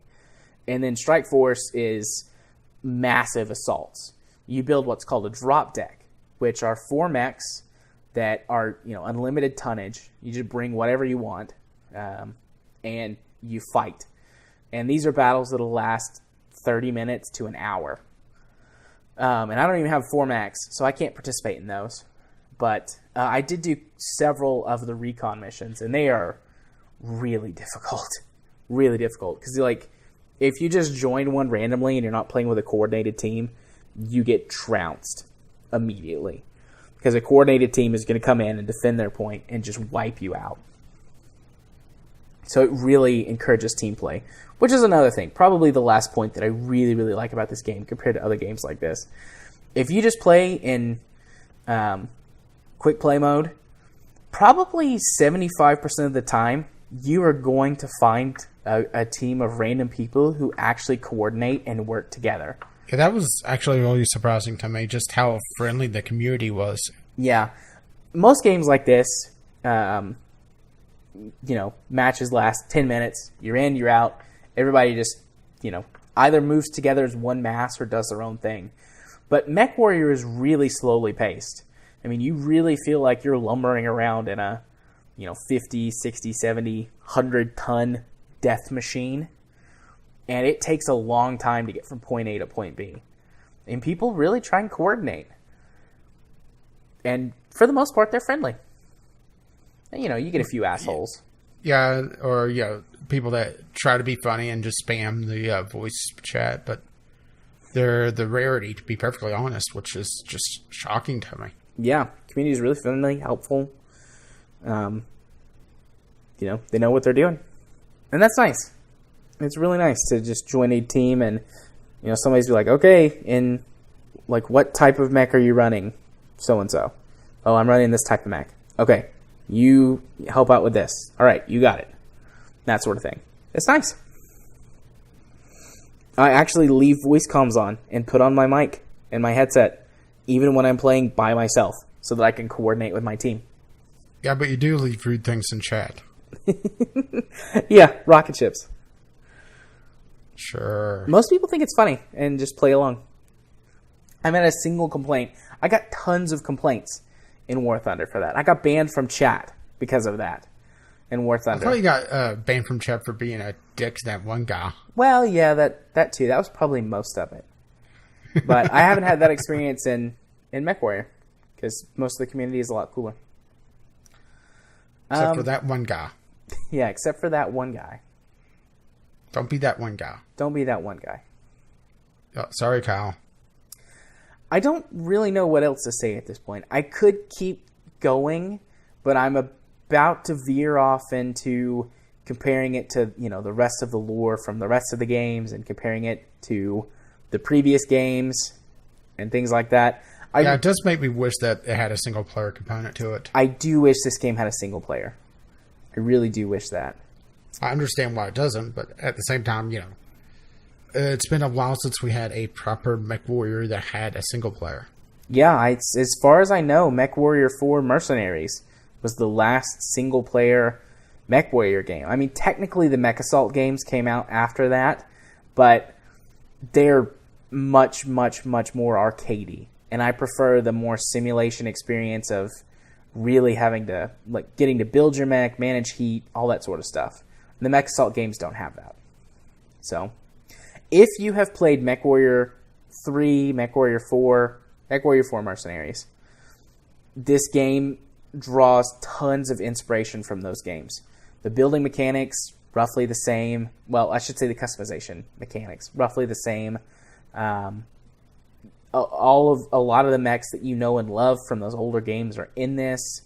So, as long as you're okay with it being multiplayer only, I would wholeheartedly recommend this game to somebody who likes that. Or I would wholeheartedly recommend this game to somebody who's tired of Twitch shooters. They want something that's a little more slower and a little more tactical. Because you absolutely cannot lone wolf this game. I don't care what mech build out you come with. You can't lone wolf it. You'll get killed. So you have to play tactically. And if you're looking for that, I absolutely recommend this game. Yeah, and you also have to be very smart about your map positioning. Yeah. If the enemy moves up and you haven't been on the move, you're dead. Mm-hmm. Yep. Tactical stuff. So, what about you? Would you recommend it? Yeah, I think I would. I always put off playing this just because it had a small community, because typically these games, once they get to a small community like this, that's, the no-lifers who have been playing it since launch and who are just complete jerks. But this game actually really surprised with its community overall. Yeah. I think, in our time playing it on Monday, Wednesday, and Friday, we only really ran into just a couple of jerks. And, it was just, mute them and be done with it. Yeah. So both of us recommend this game. We both like it. Sweet. I definitely intend to keep playing this game. It's going to be a little bit difficult to play it as much as I'd like to, because, obviously I have to play the next Game Club game, which we will get to in just a moment. And then there's other games that I want to play, for streaming with you guys and stuff. And I'm not going to force everybody to play Mechwarrior all the time. But, I've been playing Even though you'll be thanking it. Yeah. I've been playing it a lot, whenever I want to blow off some steam or whatever. Instead of playing my usual fare of single-player games or whatever, I've actually been playing this because I really enjoy it. So, I'll still be playing it. I got a lot of mechs I want to buy. A lot of mechs. Okay. Well, our next Game Club game, unless it has changed. I'm here looking at the vote results now. Dwarf Fortress only got 2 votes, which, it's fine for Dwarf Fortress. I mean, it is a very niche game, so, I didn't expect it to win. It was more just throwing it into, Threat and Jared. I mean, I would have been okay if it won. This was, I've been okay with every game that we've had on Game Club, but I think so far. Yeah, but I think that the... Well, no, that's not true. Papers, Please. Well, I've been fine to play the games, I should say. I've not been like, oh, I don't want to play this game. Well, that may change this week. Yeah. Coming in second was Ruse at 5 votes, with the winner being Path of Exile at 8. Yep. So that means it's time to play a top-down ARPG. Not my favorite type of game, but Path of Exile is one that I've dabbled in before, and it was all right. Yeah, same here. It was all right. So it's interesting. It does some different things. Yeah. So I'm willing to give it a shot. I'm putting my best foot forward. I checked the voting day before yesterday, I think, and Path of Exile was in the lead, and I thought, well, odds are Path of Exile had a real resurgence because it was second for quite a while. Yeah, well, I mean, they were all really close for a while. They were like 3-2-1 for the first week or so. Yeah. But once I saw... which I am going to change how the voting works a little bit because the captcha was blocking one of the vote options for a while. Yeah. At least on some screens it was weird. And we did agree that we're going to allow choosing of multiple games this time around and see how that works, right? Yeah. All right. So basically, if you want to, if there's more than one game that you're interested in, you can pick both of them, or all three even. Yeah. Of course, picking all three is kind of counterproductive. It is, yeah. Well, but so I looked a couple days ago, and I saw it was ahead, and I was like, well, probably not going to get beaten. I might as well just download it. So I've already got Path of Exile downloaded. Which brings us to the voting. Right, the voting.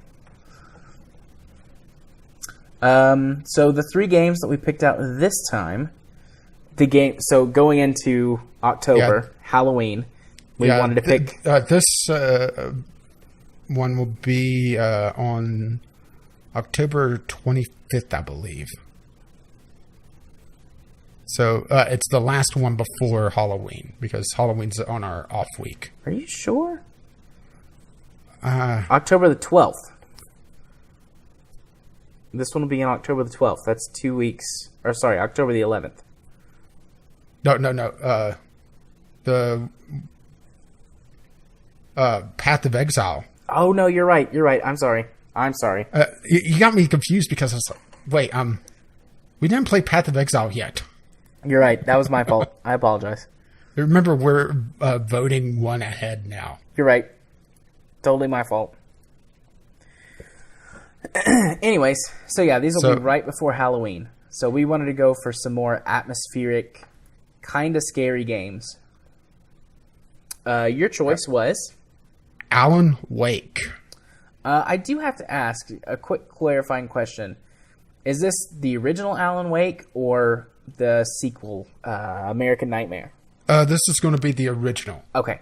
And if you want to do the DLC for it, be my guest. But I think the base game is plenty, and it was my favorite part of it. It seems like after the original game, it kind of falls apart more and more. Yeah, I think the original game is better. I've actually played both in the past. I played Alan Wake. I played the DLC for Alan Wake, and I played American Nightmare. Yeah. So this will be revision for me. Yeah. Okay. I chose Limbo. And then for our joint decision, we chose Glitch Hikers. Which, Glitch Hikers is, in case you've never heard of it, because it's a really kind of very small indie experience. It's a free-to-play game that you can download from the Glitch Hikers website. And it is one of those kind of experience games. I won't describe it because obviously that would kind of give it away. But it does have an interesting kind of creepy atmosphere to it. So it tangentially fits in. So, yep. You have 2 weeks from today. Well, I guess... it'll be approximately 13 days when the polls open to when they close. Yep.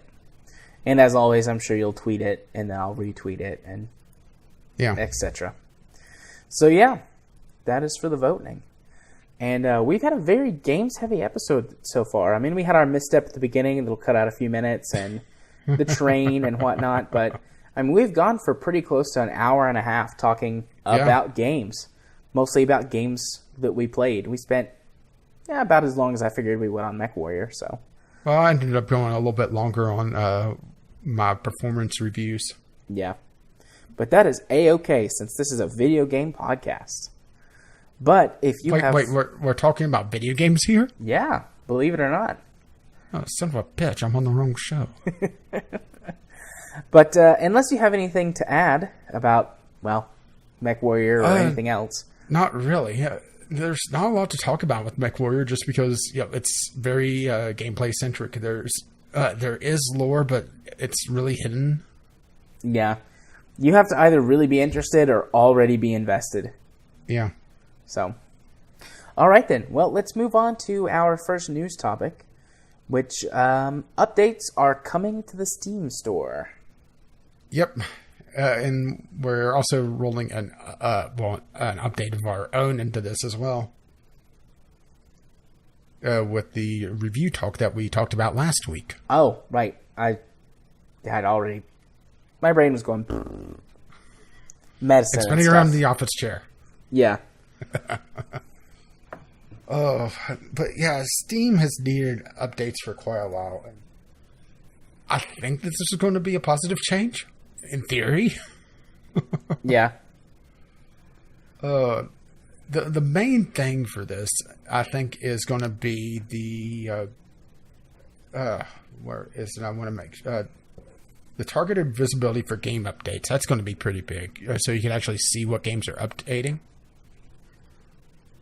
See when that major update comes out for a game you've been waiting on. Yeah. A good example right now would probably be Stardew Valley, actually. Because there's a big update looming that's going to change how you start the game. And I imagine people that are looking at Stardew Valley right now may be waiting on that update to come out. Yeah. I'm happy to have new Steam Curator options. They haven't updated the Curator system in over a year. They haven't updated the Curator system at all. Oh, not at all? I thought they did like one update really close after it launched. And then they haven't touched it since. I mean, I could be misremembering something else. Or it could have just been so small that I didn't pay attention to it. Yeah. The Curator... well, let's just go straight down the list, all right? Sure. All right, homepage visual refresh. Mixing up how the front page appears, removing some visual clutter. Great idea. The Steam store page has a lot of wasted space on higher resolutions. Oh, yeah. Not only that, it's just messy to look at. You can never find anything you want. There's just all kinds of garbage all over the place. Yeah, they've needed this for quite a while, so... I just brought up the Steam store page on my screen, and I'm saying visually it's using maybe half the width of the page. Yeah, maybe. If you scooted everything over to one side, because it kind of puts everything slightly off-center, but roughly in the middle. Yeah, then, it's new releases, then recently updated, which, they do have that there. Then they have... advertisements for the Steam Link Steam Controller and Vive. Some random curators. Then finally you get down to popular new releases. It's just a mess. Yep. Grant, I'm looking at this in an unlocked in state, so it's not customized at all to me. This is just the base Steam page. Well, it's still a mess even when it's customized to you. Yeah. It's even more of a mess for me because, I have a very varied library. Yeah. And, my purchases don't help. I've got a mood whiplash just of my last major purchase. And no wonder the Steam Discovery queue is completely off the wall with me because it has no idea what the fuck I'm doing. Well, I mean, I'm in the same boat. I mean, your library is like 3 times the size of mine, but still... I've got a pretty big library with games all over the place. And it's like recommended for you. And there's like, multiple genres and game types. And recommended for you. What the fuck? Okay, this will be fun. Let's see if I can find where to go for this real quick. I want to find the browse by tags. I think this is it. Tags, your tags. Or I just wonder. Oh, where is it here? I'm trying to find the page where recommended tags. Okay, here we go. Okay. I'm going to link this to you. It should take you to assuming that you're logged in. Yeah, I'm logged in. Your page with your recommended tags for Steam. This is going to be fun. This is like all of them. Okay, here's mine. Going down the list: indie, adventure, action, casual, simulation, RPG, horror, great soundtrack, single player, strategy, stealth, platformer, abstract, minimalist, first person, difficult, parkour, robots, memes, 2.5D, survival horror, clicker, cute, dungeon crawler, 3D platformer. That's all you have, or did you just stop? That's my top recommended. Okay. My top are... I'll do my top 10. Well, that's my entire list I'm giving. Oh, you only... Ooh. I've got... Wait. Oh. Whoops.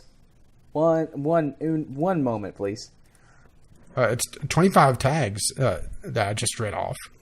I didn't... I thought I was logged in, but I actually wasn't. I guess my time for remaining logged in has passed. So I had to log in really quick. Alright. Recommended tags.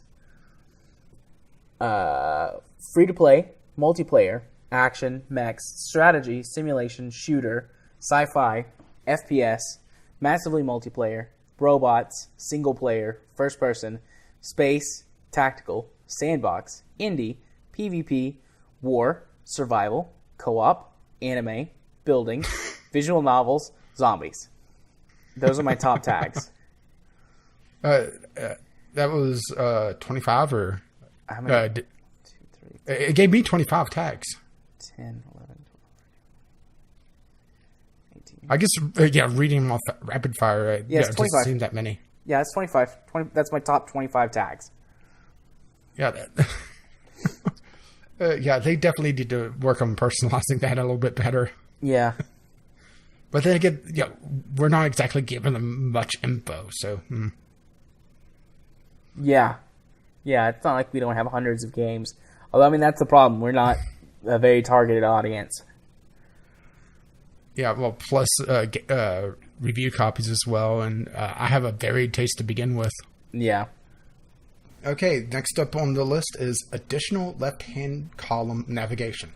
The left navigational column will be getting new direct links to main features of the Steam store, such as new releases, top sellers, upcoming titles, etc. Which, once again, looking at the main store page, it is completely wasted space there. Yeah, they've got, on the left side, browse by genre. Browse by tag. Browse by genre. Tags recommended for you, and it's 5 random tags, and a couple tags here that wasn't on my recommended tag list. Horror, single player, great soundtrack, off-road, physics. And then recently viewed games. Yep. And that's it. And then there's nothing else. Yeah. So definitely could use the improvement there. Yep. The only problem with this setup is I'm having to go between Firefox and Chrome, because Chrome is where I'm logged in, and I don't want to have to deal with the mobile authenticator right now. Okay, now here's where things are getting interesting. Friends activity. A new section to the right of the front page will be dedicated to showing what your friends have been playing lately. That's going to be fun. I think that would be nice. I would like an option to have it be optional if I'm sharing it. Yeah. I guess since you do a lot of idling and a lot of playing random games for the YouTube channel. Yeah. It's going to be throwing things off to begin with. Yeah. I do that too. Although it's mostly the idling thing for me. But yeah, which I'm idling right now. Hey, on the plus side, In Celebration of Violence is getting played again. I was so disappointed with that. But I like the friends activity. I think that's nice. I like to keep up with what you guys play. I think it really depends on how they're showing it. Because if it's just extra clutter, it's not that great. But if it's an interesting way of showing it, yeah. The top games your friends have been playing, and it shows,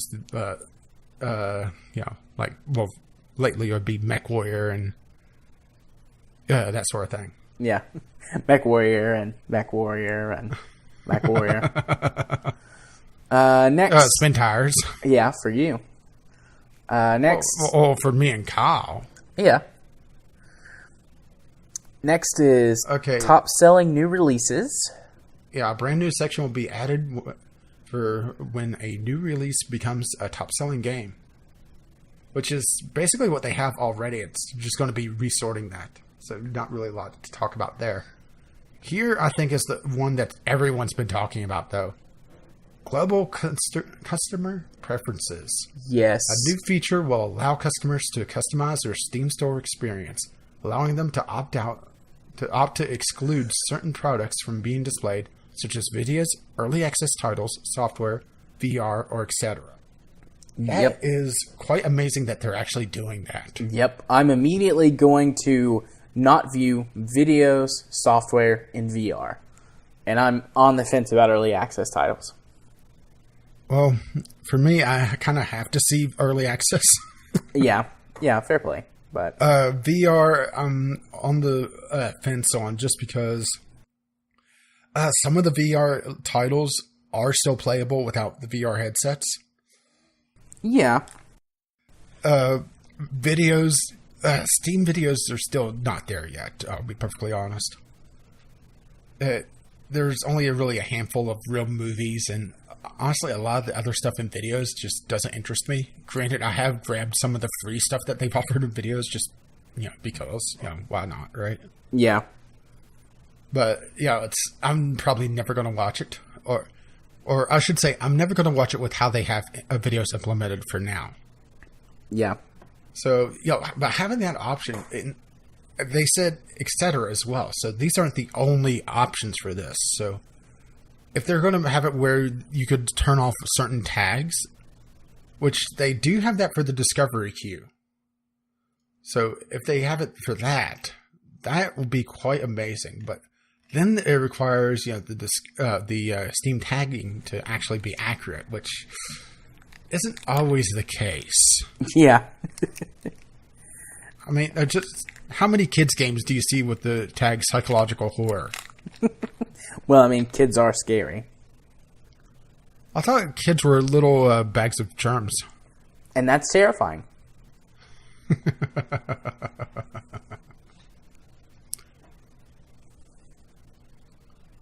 Okay, so let's see. Targeted visibility for new releases. New changes will be made on how new releases will be targeted to the appropriate customers. The goal is to show specific customers new releases that will most likely appeal to them. So, in other words, I'm not going to see a damn thing. I actually thought they already did that. It sounds like it's going to be more targeted, because right now how it is, I'm pretty sure there's always the same set. It's just, different sorting. Right. Like, right now, on the big picture right next to the Midweek Madness, I have King's Quest Chapter 4, then Harmonica, a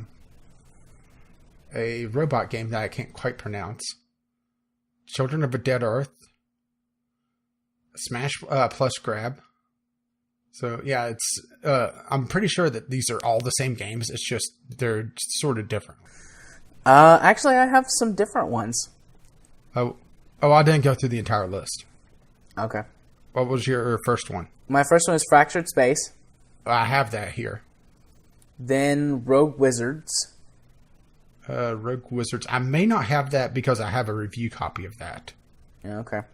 It may have it where if you own a copy, it takes it off the list, because I do not have Rogue Wizards here. Then I have Borderlands, the pre-sequel. I don't have Borderlands, but I also have Borderlands, pretty much all of it set for not interested. Okay.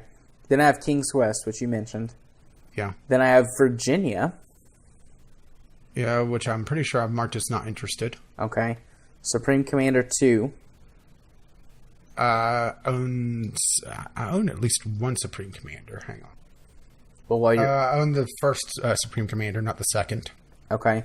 Then I have Smash plus Grab, or Smash and Grab. Yeah, which I mentioned. Then I have True or False, whatever. I'm guessing that's a... That's a free-to-play trivia game. I've looked at it, but I don't have it on my list here. Then I have Endless Legend. Which I don't have here. Then I have 80s Suitcase. Oh, sorry, Dead by Daylight 80s Suitcase. No, I don't have that one. So there is some variance, but a few that's the same. Yeah. So that's interesting. I'm assuming that they're going to be more targeted and looking at your library a bit more. Yeah, which I guess won't really be helpful for either of us. Yeah. We'll just see everything. Mm-hmm. Okay, targeted visibility for game updates. Changes to how game updates will be made on will be more direct to the customers who will want to see them. Sorry, got cut off there. Customers who own the game or have it in their wish list will be prioritized in showing the update. Which that's like I was talking about. People that are waiting for a particular update to buy the game. That's what this is for. Yeah. It would be nice to have that automatically shown to me. Because I've got a few games that I check on the updates for. And I just have to go look it up in my library. See if it's been recently posted in their announcements. Or go check the store page and look. Or look through the forums. Yeah, really the only way to know that a game's been updated is to have it installed. Yeah. So it'd be nice to have that stuff targeted to me. Or, just like given to me on the front page. Let's see. Steam Curator, new Steam Curator options. Noticing that people are using Steam Curator to give information on a title without necessarily recommending it. See Frame Rate Police for that one. Yeah. Or our curator. No, well, that's more of just me being a jerk sometimes. There'll be new tools to allow a curator to make a distinction on whether or not they're recommending or not recommending, or just giving information about a title. This will allow Valve to better understand what curated posts should be highlighted on the front page. And I think that last bit is the important thing. Yeah. Yeah. What are they going to highlight here? If they're going to set it where, information posts aren't really all that brought to the forward, that'll tamp down things like the Frame Rate Police, which is, I believe they're in the top 10 right now. If they're not, they're damn close to it. Yeah, they were pretty high up there. Yeah, that's Total Biscuit's second curator. Yeah, and his regular curator is number 1. Yeah. Yeah, I'm trying. Here's the annoying thing is that once you log into Steam, it hides the curators. Yeah.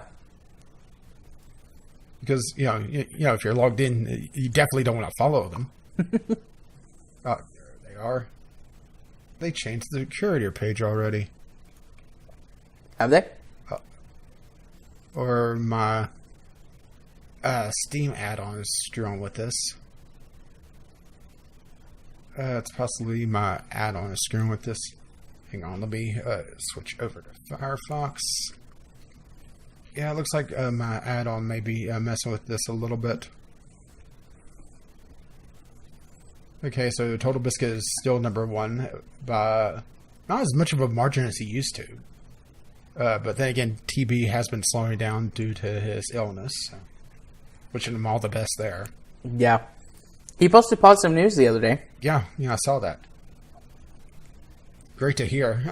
Still wish he was more prolific, but I kind of understand why. Yeah. He's at 306,000, and then PC Gamer is still a fair bit behind him at 279,000.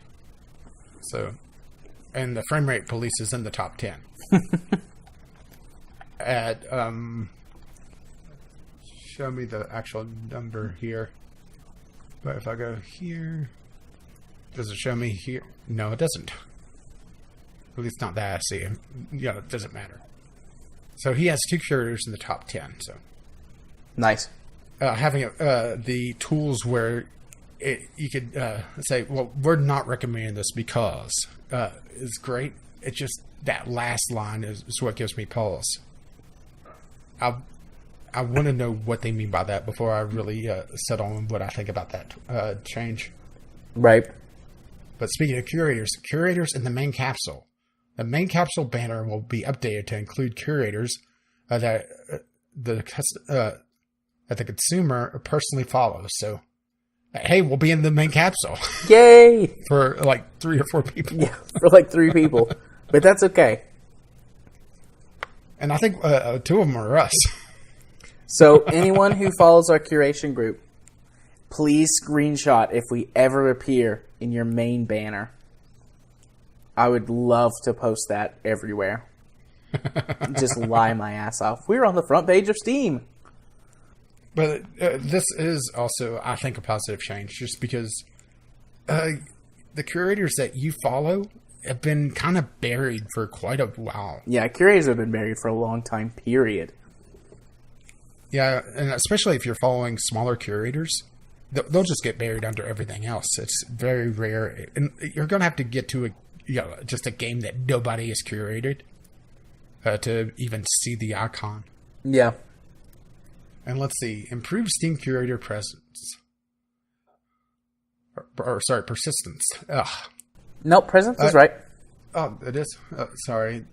I guess the text is a little small for me. There'll be a new section on the Steam homepage that is dedicated to recommendations from curators. This space will be for recommending anything from popular releases to more niche titles. Additionally, there'll be a new landing page to display many recommended titles from a curator, which I think is a good thing, but it really, once again, depends what curators, because there's a lot of jerk curators out there. Yeah. And there's also a lot of information curators. And if they don't update, if the default thing is, recommend this title, then, the frame rate police has gone from warning everybody about 30 FPS games to, recommending 30 FPS games. Yeah. Which I'm sure TV would just lose it over. And the poor man's had enough, hasn't he? Yeah. Poor man's been through enough. Cut him some slack, Steam. Yeah, Steam, don't do that to him.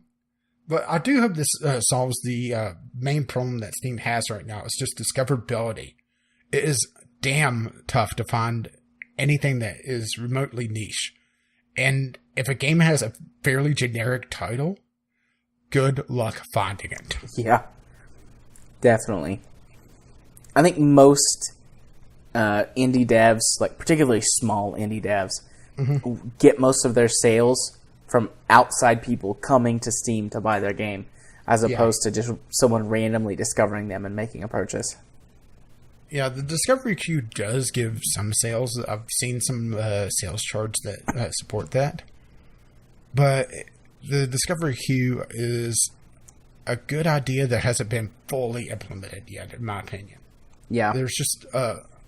it relies so much on the tags, and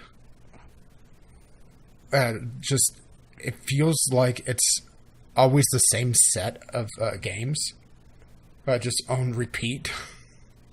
Yeah.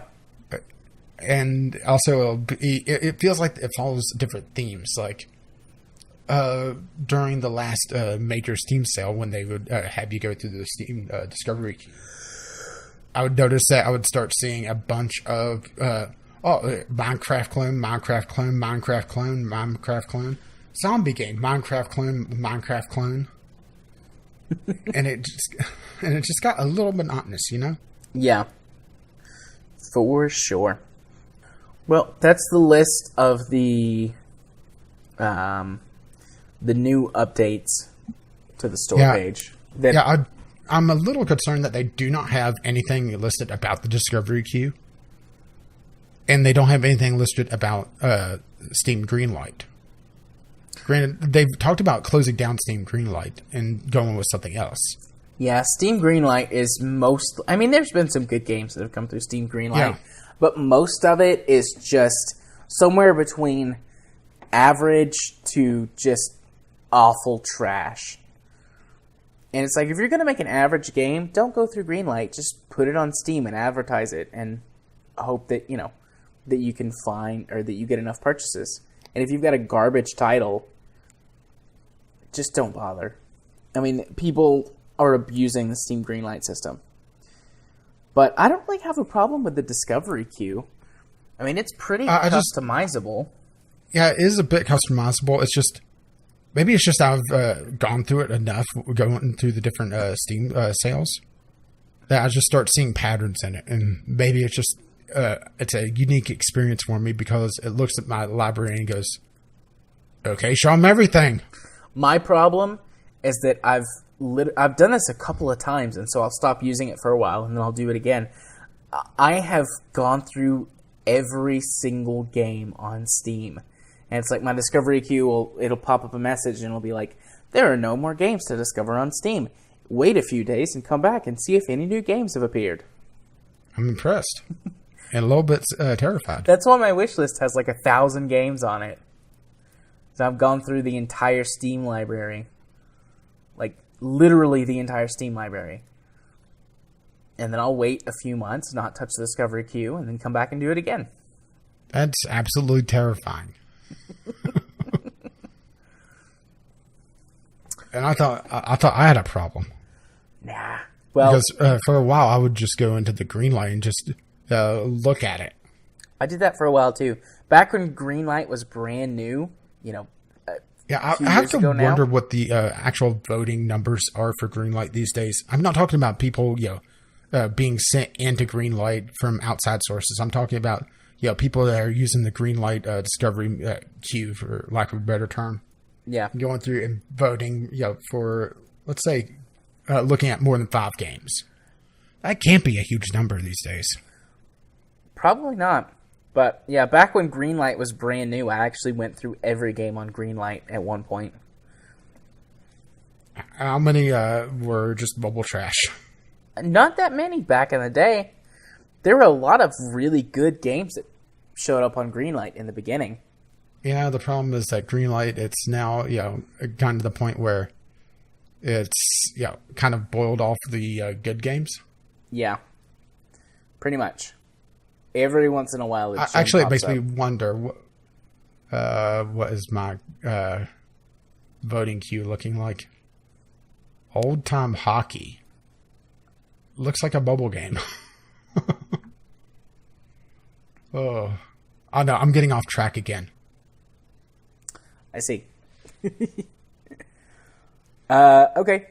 Well. What? Well, we also have an update to what we talked about on the Steam review section. Right. They made a slight change to things a few days after we recorded. So technically, we were already out of date by the time the podcast went live. Yeah, what else is new? Well, we were correct at the time of recording. That is new. Yeah, that happens sometimes. Not very often, but sometimes. Broken clock. Yep. Unless it's digital, then it's never right. Anyways, go ahead. You can... Okay, the change that they made is a step in the right direction. I still think that they're using very broad strokes to try to fix a niche problem. For those who don't recall or didn't care last week, and if you didn't care last week, I don't know why you care this week. They changed it so that only Steam purchases count towards the review score. So, that lovely 30-some% for No Man's Sky, that is only people that bought directly through Steam. That's no outside keys, no review copies, nothing. Sorry, I had a whistle on my nose. I'm not sure if you could hear that. I could hear it. I wasn't going to call it out, but I could hear it. Well, I was trying to clear my nose, but it's turning to allergy season. Yep.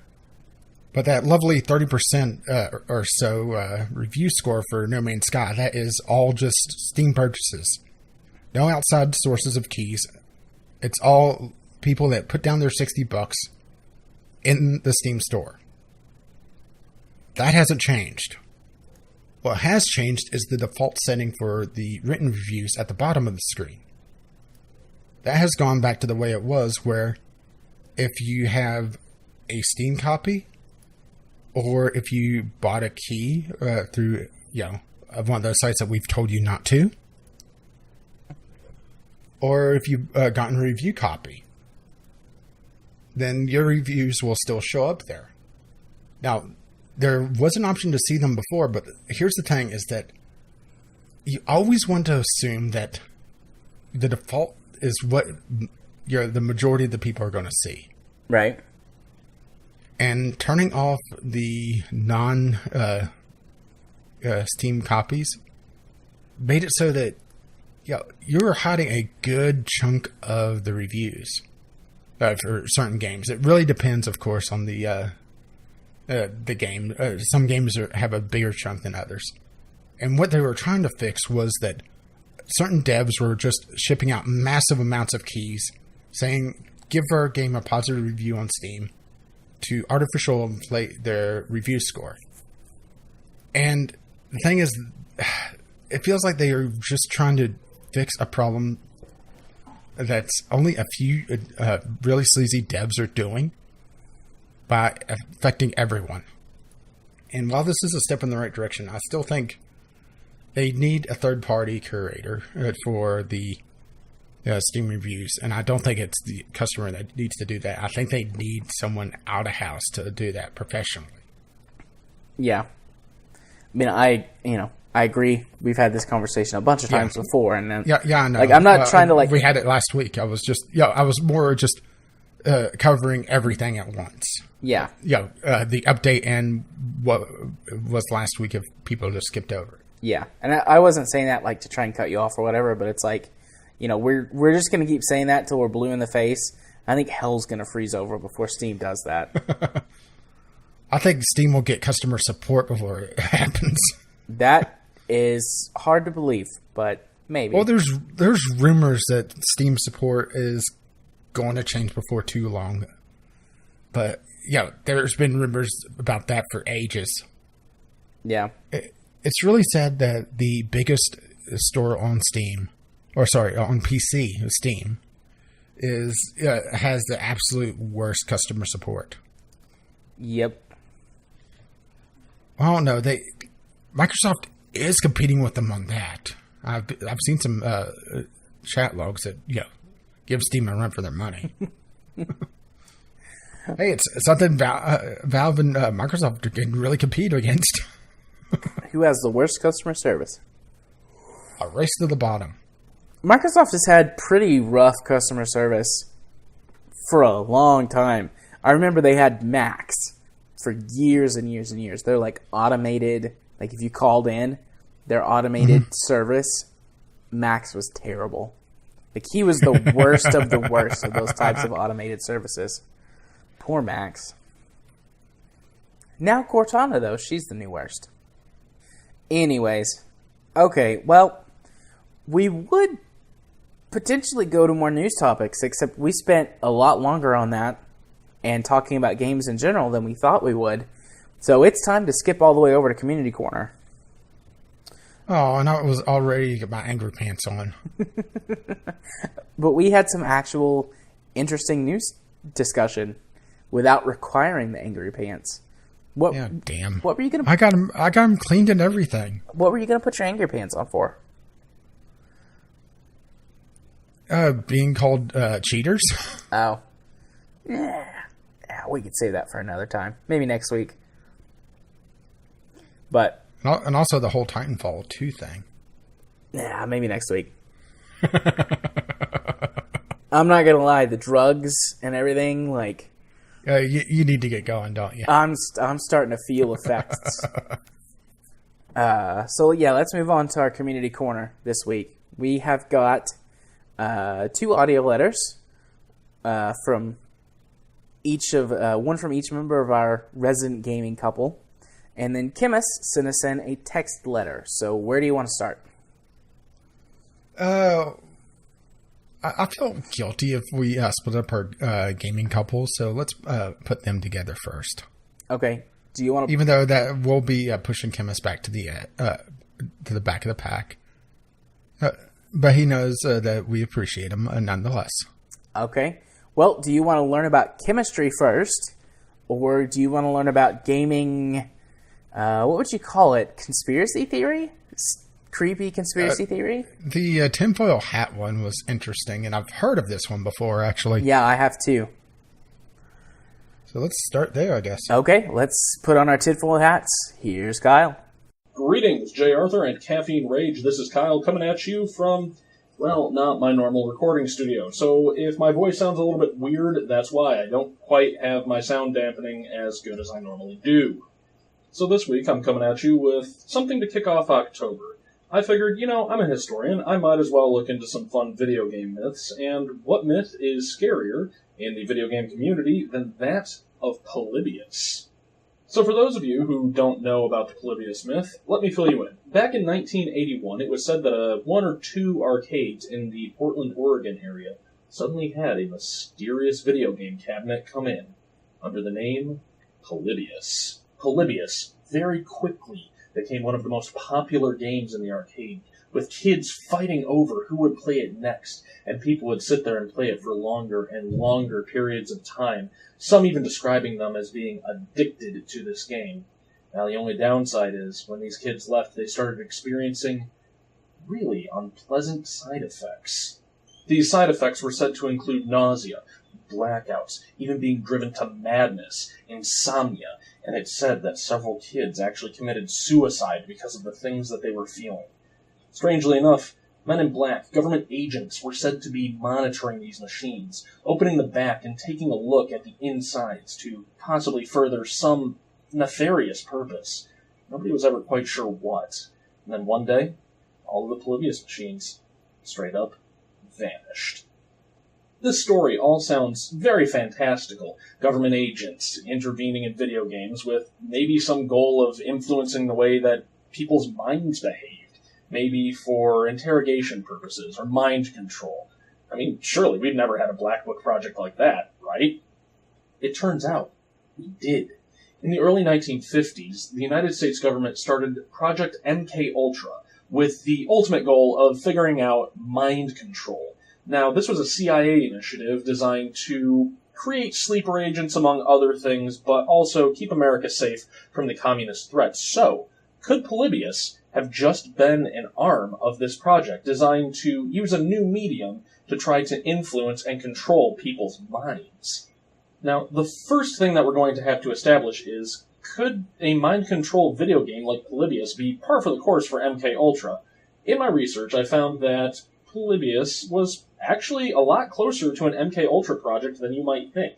See, MKUltra used chemicals, especially LSD, hypnosis, sensory deprivation, isolation, and other stimulants in order to try to affect the way that people would react to certain situations. Now, according to the myth, the kids who actually played Polybius had adverse, both physiological and psychological effects. So, yeah, this actually sounds like it's a little bit par for the course. The only problem with this theory is MKUltra was scaled back in 1964 and in 1967, and then was actually shuttered in 1973, a full 8 years before Polybius was said to hit the Portland arcade. But okay, I hear you saying, the CIA just said they stopped doing that. What makes you so sure that they actually did stop Project MKUltra? Well, number one, the program was incredibly illegal. Not to mention that once the public found out about it, the CIA actually ordered the destruction of all MKUltra documents. Now, due to a clerical error, about 100 pages of documents survived, which is how we know anything about it at all. And in a book, actually released by an ex-CIA operative, he said that that was a false flag operation, that the CIA didn't actually shut down Project MKUltra, but it all comes back to one thing: money. There's not a big enough budget that would suggest the commission and development of a video game in the 1980s that would fit the bill of Polybius. So we can go ahead and say that more likely than not, this wasn't an MK Ultra project. But what if it was another government project? Surely the government had no interest in creating video games at this time, right? I mean, that would just be crazy, right? Well, actually, not as crazy as you might think. You see, in the 1980s, Atari created this tank simulator, I believe called Battleground. And what it did was you had a pair of goggles, essentially, that you looked through and took the role of a tank gunner. Now, the United States Army saw a use for this. They commissioned Atari to make a military variant of this game in order to train their M2 Bradley gunners for their tanks. Not only that, the government actually commissioned id Software to make a special variant of Doom 2 to train up their operators for missions where they would need to be incredibly familiar with the layout of wherever they were going into. Then, in the early 2000s, the United States Army started developing a game called America's Army. Go figure, very creative title. But it was a multiplayer shooter designed to increase Army recruitment. And I played it when I was a kid. It was a lot of fun, but I guess the message didn't quite stick because, I didn't join the Army. So, that all having been said, that means that there's precedent for the government to be intertwined with video games. So, is it possible that the United States government actually commissioned this game in secret? Well, if we take a look at the Battleground... hold on, let me take a look at this. The Battle Zone conversion to an M2 simulator, that actually happened in December 1980, so that was before Polybius. Maybe the government got their idea then. Well, as much as it looked like the time frames match up, they really don't. You see, it would have taken a lot longer for the government to commission Atari to make a game, and it takes a lot longer than, a year to make an arcade cabinet. Specifically, to actually produce the code, make the arcade cabinet, and send it out. Now, this story doesn't really give a hard date of when in 1981 Polybius came out, so I'm just going to assume the fall, which is 9 months, and that's way too quick of a turnaround time. The game would be basically an unplayable mess given the 1980s technology. And finally, we would have heard about this before now, right? The original legend starts in 1998, a full 17 years after the game released and was, disappeared and never heard from again. You would have thought that there would have at least been local newspaper clippings of children mysteriously falling ill, a rise in suicide among children who played video games, and these places would have probably been shut down for allowing such a video game to go into their arcade, whether the arcade owners knew about its effects or not. The fact of the matter is, there's not enough litigation to actually state that these games ever existed at all. But it raises an interesting question. All rumors are based on a kernel of truth, so what is the kernel of truth of Polybius? Well, like I said in my last audio letter about spin tires, there was no grand conspiracy of a man scorned by a corporation. It was just a bunch of banal, everyday, sort of just random things that added up to something that looked a lot worse than it actually was. Now, fortunately, in the case of the Polybius myth, it's actually a much cooler story. Amazingly, there were 2 stories of kids falling ill on the same day from the same arcade. The first kid was a guy trying to break the Asteroids world record. He, at the time, had been playing Asteroids for 28 straight hours while a news crew filmed him, and towards the end, he was really starting to take a toll on his strategy for food and not bringing along a stool. See, he'd been standing for 28 hours straight, and he was powered at that point by Coca-Cola and junk food. He complained of having stomach pains and felt nauseous and had to stop, which, no shit. You've been standing for 28 hours awake, eating nothing but junk food and drinking nothing but Coke. Of course you're going to feel like shit. The second kid was somebody who was experiencing a photovoltaic seizure. See, he didn't know that he had epilepsy and was playing Tempest. Now, if you've never played Tempest, it is a very flashy, very fast-paced, a lot of movement game, and it is completely understandable how anybody who has epilepsy could get a seizure from that game. He complained about a headache, and it turned out he had a migraine. He ended up passed out in a neighbor's yard on his way home. And that's probably where we get the whole headaches and nausea and just people passing out and amnesia and that sort of thing. It's just everyday medical stupidity and everyday medical occurrences. But what about the government agents sniffing around arcades. Surely that has to be made up. Well, it wasn't. You see, in the Portland area at that time, several arcade owners were engaged in illegal gambling. If you set high scores on machines, you would get these tokens, and you could trade these tokens in for cash. And it encouraged people to keep buying the arcade tokens in order to possibly win big by setting a high score. Now, the FBI was actually investigating several arcades in the Portland area, including the one where the two kids fell ill, and they were actually investigating on the same day. They were setting up and looking into the back of the machines to try and find token slots or any evidence of tampering with high scores in order to drive demand for these gambling services. They were taking pictures of machines. And in fact, a few days after the two kids fell ill, they raided several arcades across the Portland area to shut down illegal gambling rings. So in this case, I actually think the truth is much cooler than the myth. But, I mean, is there any possibility that Polybius existed at all? Probably not. I mean, the 1998 article was so just non-descriptive about what the arcade cabinet even looked like, or gameplay even was, that it is incredibly unlikely that the author ever even saw one of these cabinets to begin with.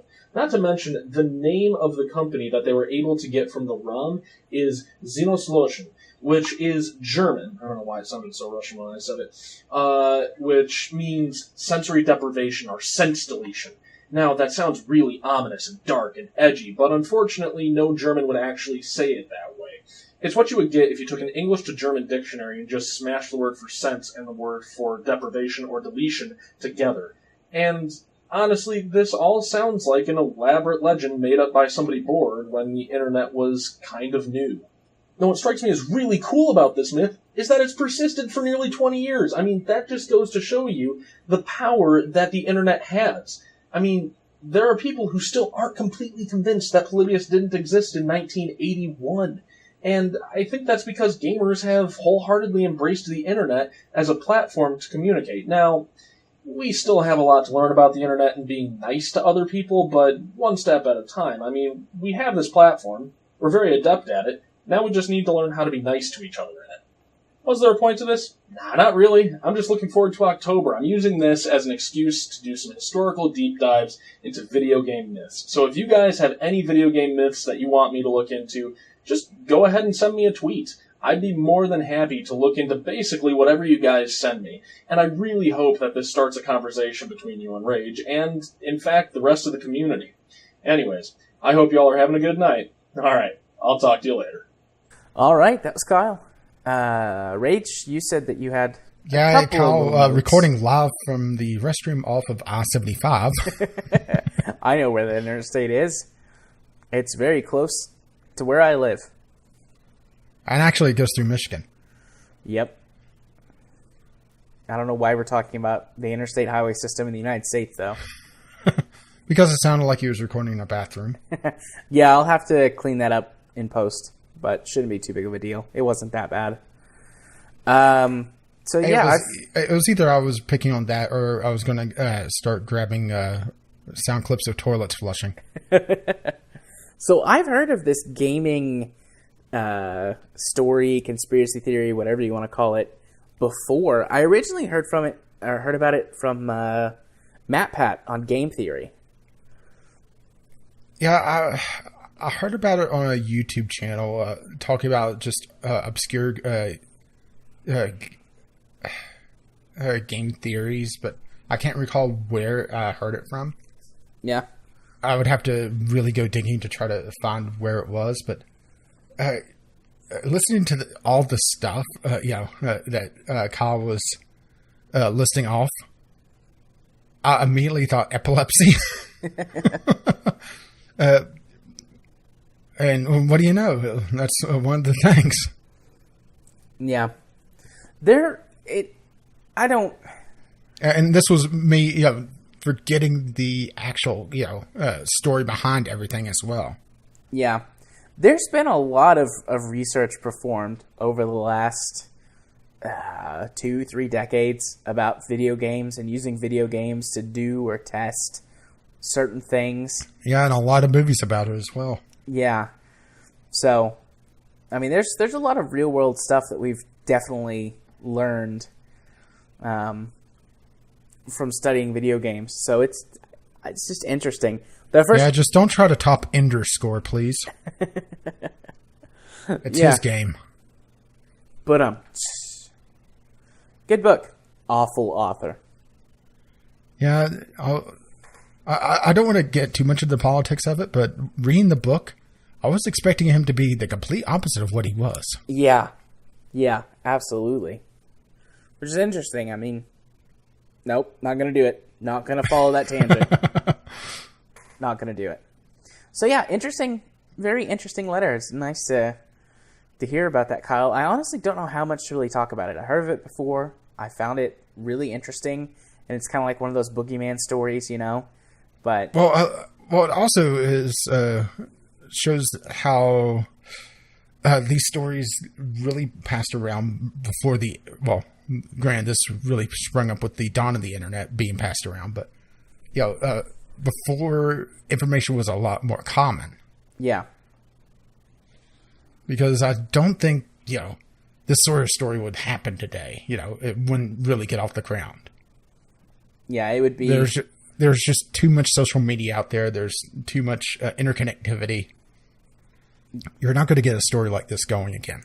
And there are groups of people who go around and look into stuff like this whenever it pops up, and there will be 1,000 people. That's fake. Here's why I can tell you, or it's real. Here's how I can tell you. Yeah, which is quite amazing, huh? Yeah, it's incredible how that stuff works.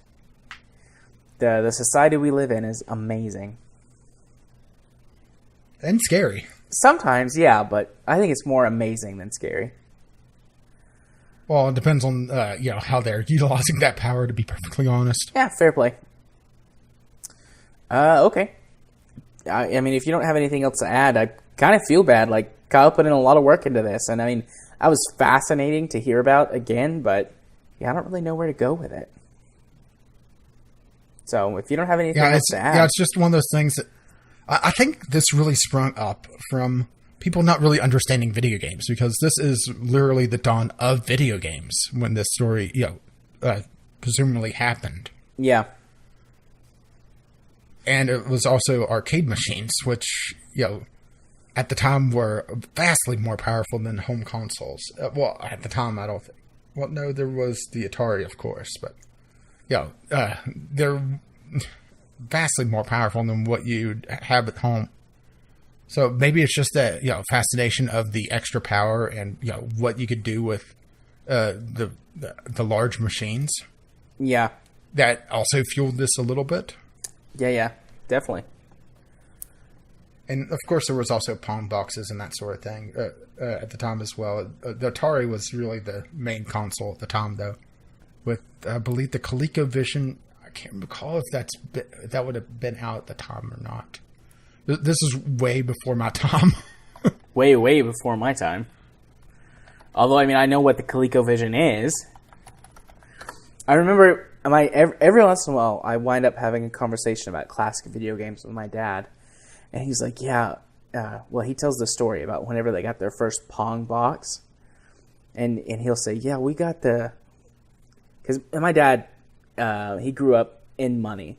Like my grandfather on that side of the family, at one point in time, was really rich. He was in the oil business. And he was like, yeah, we bought the really fancy one. And it came with a sheet of plastic.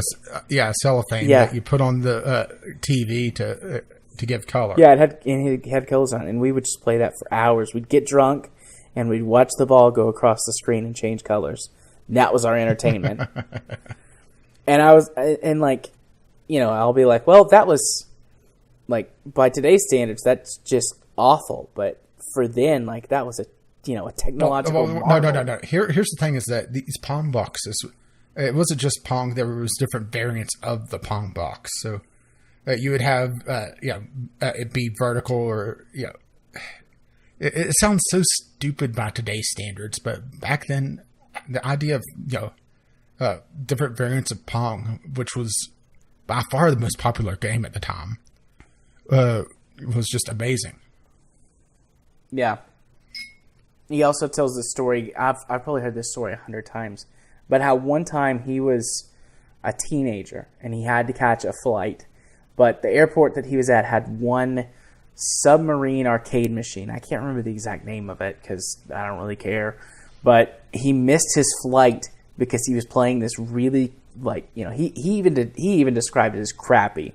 But it's like you put your head in like a periscope thing, and there's like little lights flashing that represent torpedoes, and you had to steer your sub to miss the torpedoes and shoot the other sub. And he said he played that so much that he wound up missing his flight. He's got an arcade cabinet in his house. He got one, I think I talked about this on the podcast a couple of months ago. And it's just like a big multicade. It's got like 30 games on it. And like, you know, I've played around with it a little bit. And he is so happy because he can beat me at the old arcade games. I'm like, yeah, this is what you played as a kid. I was like, let's go play, you know, any of the number of games that I played when I was a kid. Or now. He's like, no, you'd beat me at those. I mean, you know, more power to him. It's his money. He can do what he wants with it in his time. Well, I never really got into arcades just because I lived out. Well, I live out in the middle of nowhere, so arcades was not exactly prevalent anyway, and it was already the era where arcades were dying off. So I never really got to do too much with arcade machines. So yeah, I see the appeal there, but it's more.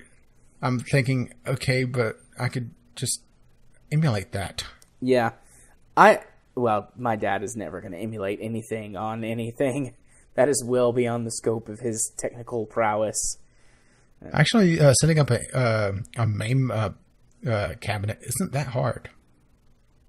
I mean, I could do it for him, but he's not interested. He'd rather have an actual arcade cabinet as something that's way better and cheaper.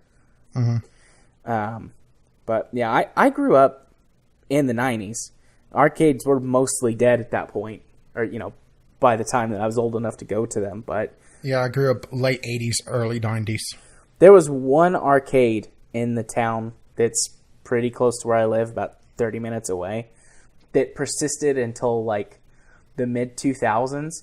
And I have memories of going to the arcade in the mall and playing like this weird, really weird mishmash of like old arcade games mixed with like the last few arcade machines that tried to compete before they just became like those weird little app things.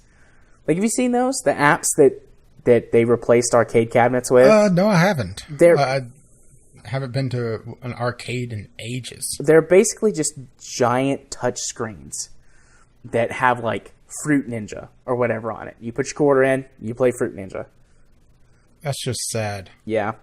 Even Dave & Buster's has gone that way. Like, I went to Dave & Buster's probably the last time, 2008, 2009.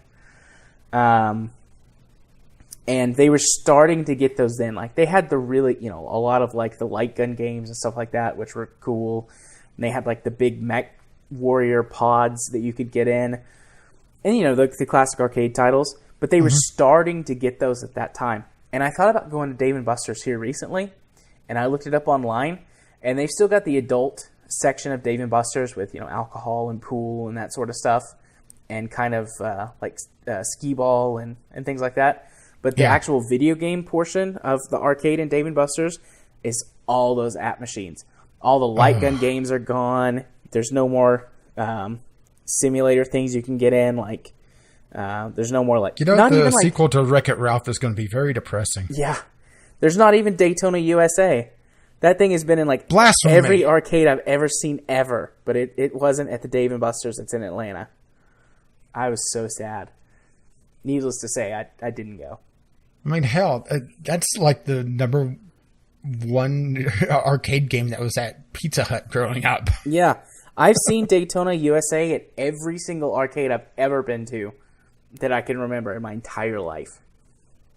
Now it's gone. It's just so sad. Yep. Oh, well, that's where we can go with this conversation. We can talk about arcades. Okay. Hey, at least we got a conversation out of it. We did. And Kyle's probably like, what the hell are they talking about? Kyle's about the same age as I am. I'm sure he's been to arcades before. I think I'm a little bit older than Kyle. I think I'm like a year older than him.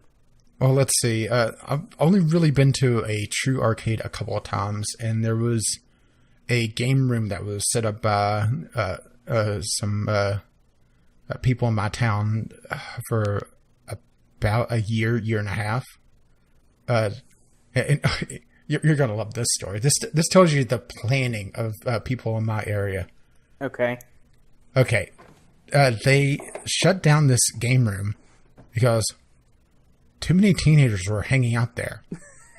What? That's what it's supposed to do. That's where teenagers go to hang out. Oh, yeah, it's just insanely stupid. And the town near where I live now, they actively blocked really any entertainment business coming in because they didn't want the college students to cause trouble. Wow. So they, had the college students be bored because that doesn't cause trouble, right? Yeah, exactly. I used to go to one of those game rooms in Chattanooga. There was a big one. I think it was called Land Central or something like that. It's gone now, but used to go and play in Gears of War and Halo tournaments all the time. It sprung up just about the time I got my driver's license, and it persisted while I was in high school, and then it went out of business shortly thereafter. Yeah, I think pretty much they were expecting that game room to be, well, it was set up in the old fire department, so I'm assuming that they, were expecting all the firefighters to come over and play pool or something, but, they got all the neighborhood kids instead. Yeah. Because they had NBA Jam and a Terminator game, I believe, and there was a few others. I actually got banned from the pinball machine for one of the pinball machines because I was too good at it. They didn't set it up right. The thing is, and so it was moving slower than it should. Yeah. So I was able to just sit there and start racking up free games. You sure played a mean pinball. It actually got to the point where before I got banned from playing it, they would actually have to reset the machine because I would leave, half a dozen free games on it. Nice. I am on one of my trips to Dave & Buster's. This was in the earlier 2000s. I was an early teen. They had a little thing, and it was all about timing. And if you hit it just right, you'd win like the maximum bonus of tickets. And I mean, you could get some really good prizes with tickets in Dave & Buster's. And I turned $20 into an Xbox 360 because I was so good. Because if you hit the perfect one, you'd get a free spin and the maximum bonus. And I just was really good at that sort of thing. Like, I'm really good at timing, just I guess from playing video games so much. But I would hit it every single time. And I had some people watching me, and one of the guys came up and he watched me for a little while, and they scanned me to make sure I didn't have something on that was like cheating and making the machine stop. I just was that good. I turned $20 into an Xbox 360. So I guess it would have been the mid 2000s because Xbox 360 came out in 05, 06. So, I think it's 06. Yeah. So that was a good trip. I went down there with my dad and one of my friends. And I just stood over there for like 3 hours. They're like, "What are you doing?" I was like, "I'm winning an Xbox 360, guys." Well, at least you didn't have to stand over there for, 28 hours that one guy did? That Kyle was talking about? And didn't have a stool? Yeah. I took a little break, went and ordered a cheeseburger, came back. It's great. Left with an Xbox 360 and Lego Star Wars. The very first one that they had. It was the original trilogy, I think. Good times. Man, I want to build a time machine and go back to mid-2000s Dave & Buster's. That's great. I don't want to go to the stupid new one. If you want to do arcade machines, learn Japanese and go to Japan because arcades are still major in Japan. Go play some pachinko. Hit the lever. Well, it's not just pachinko. There's other things over there. I was making a jab at Konami. I know. With some erotic violence. Well, it's either that or just start adding zombies. Yeah. Are we ever going to get back on track? I guess if we must. We should. Let's now let's listen to Mel. She's going to talk about science, and I have no idea how we're going to talk about this either, because Mel's is a smart cookie. Well, simple. We'll find something tangential and just go completely off track. Oh, well, here's Mel. Good evening. This is That One Gal, or Meliora, as Kyle likes to call me. This week I'd like to send in a letter talking about the chemistry of Mass Effect. Now, in the Mass Effect universe, Quarians and Turians are differentiated from the rest of the galaxy by their biology, and they're known as Dextro, whereas the rest of the galaxy is Levo. Now, what does that actually mean?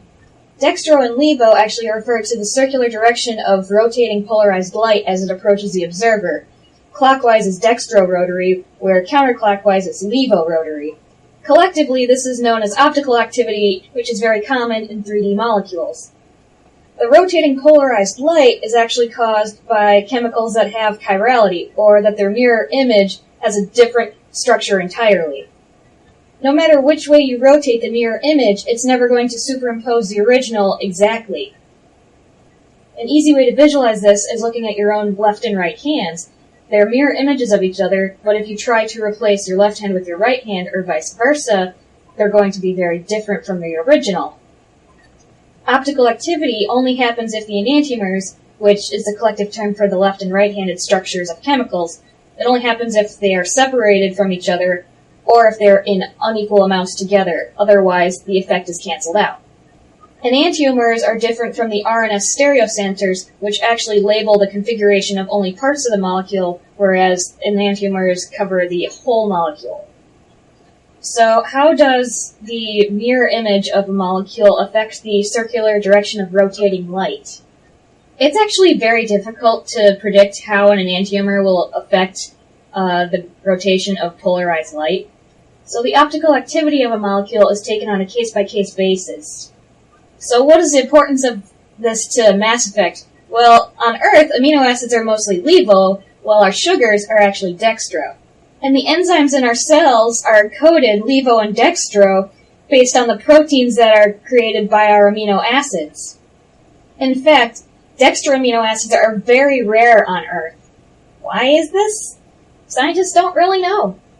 They tend to agree, though, that under different circumstances, life on Earth could have been based on the mirror images of the amino acids and sugars that we survive on today.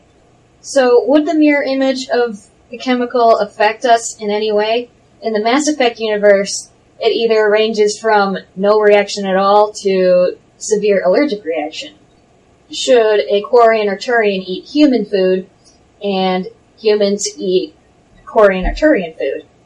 This goes back to the enzymes I mentioned earlier that are coded Levo and Dextro. Only the certain structure will fit into the slot that the enzyme has. A real-life example of this is methamphetamine.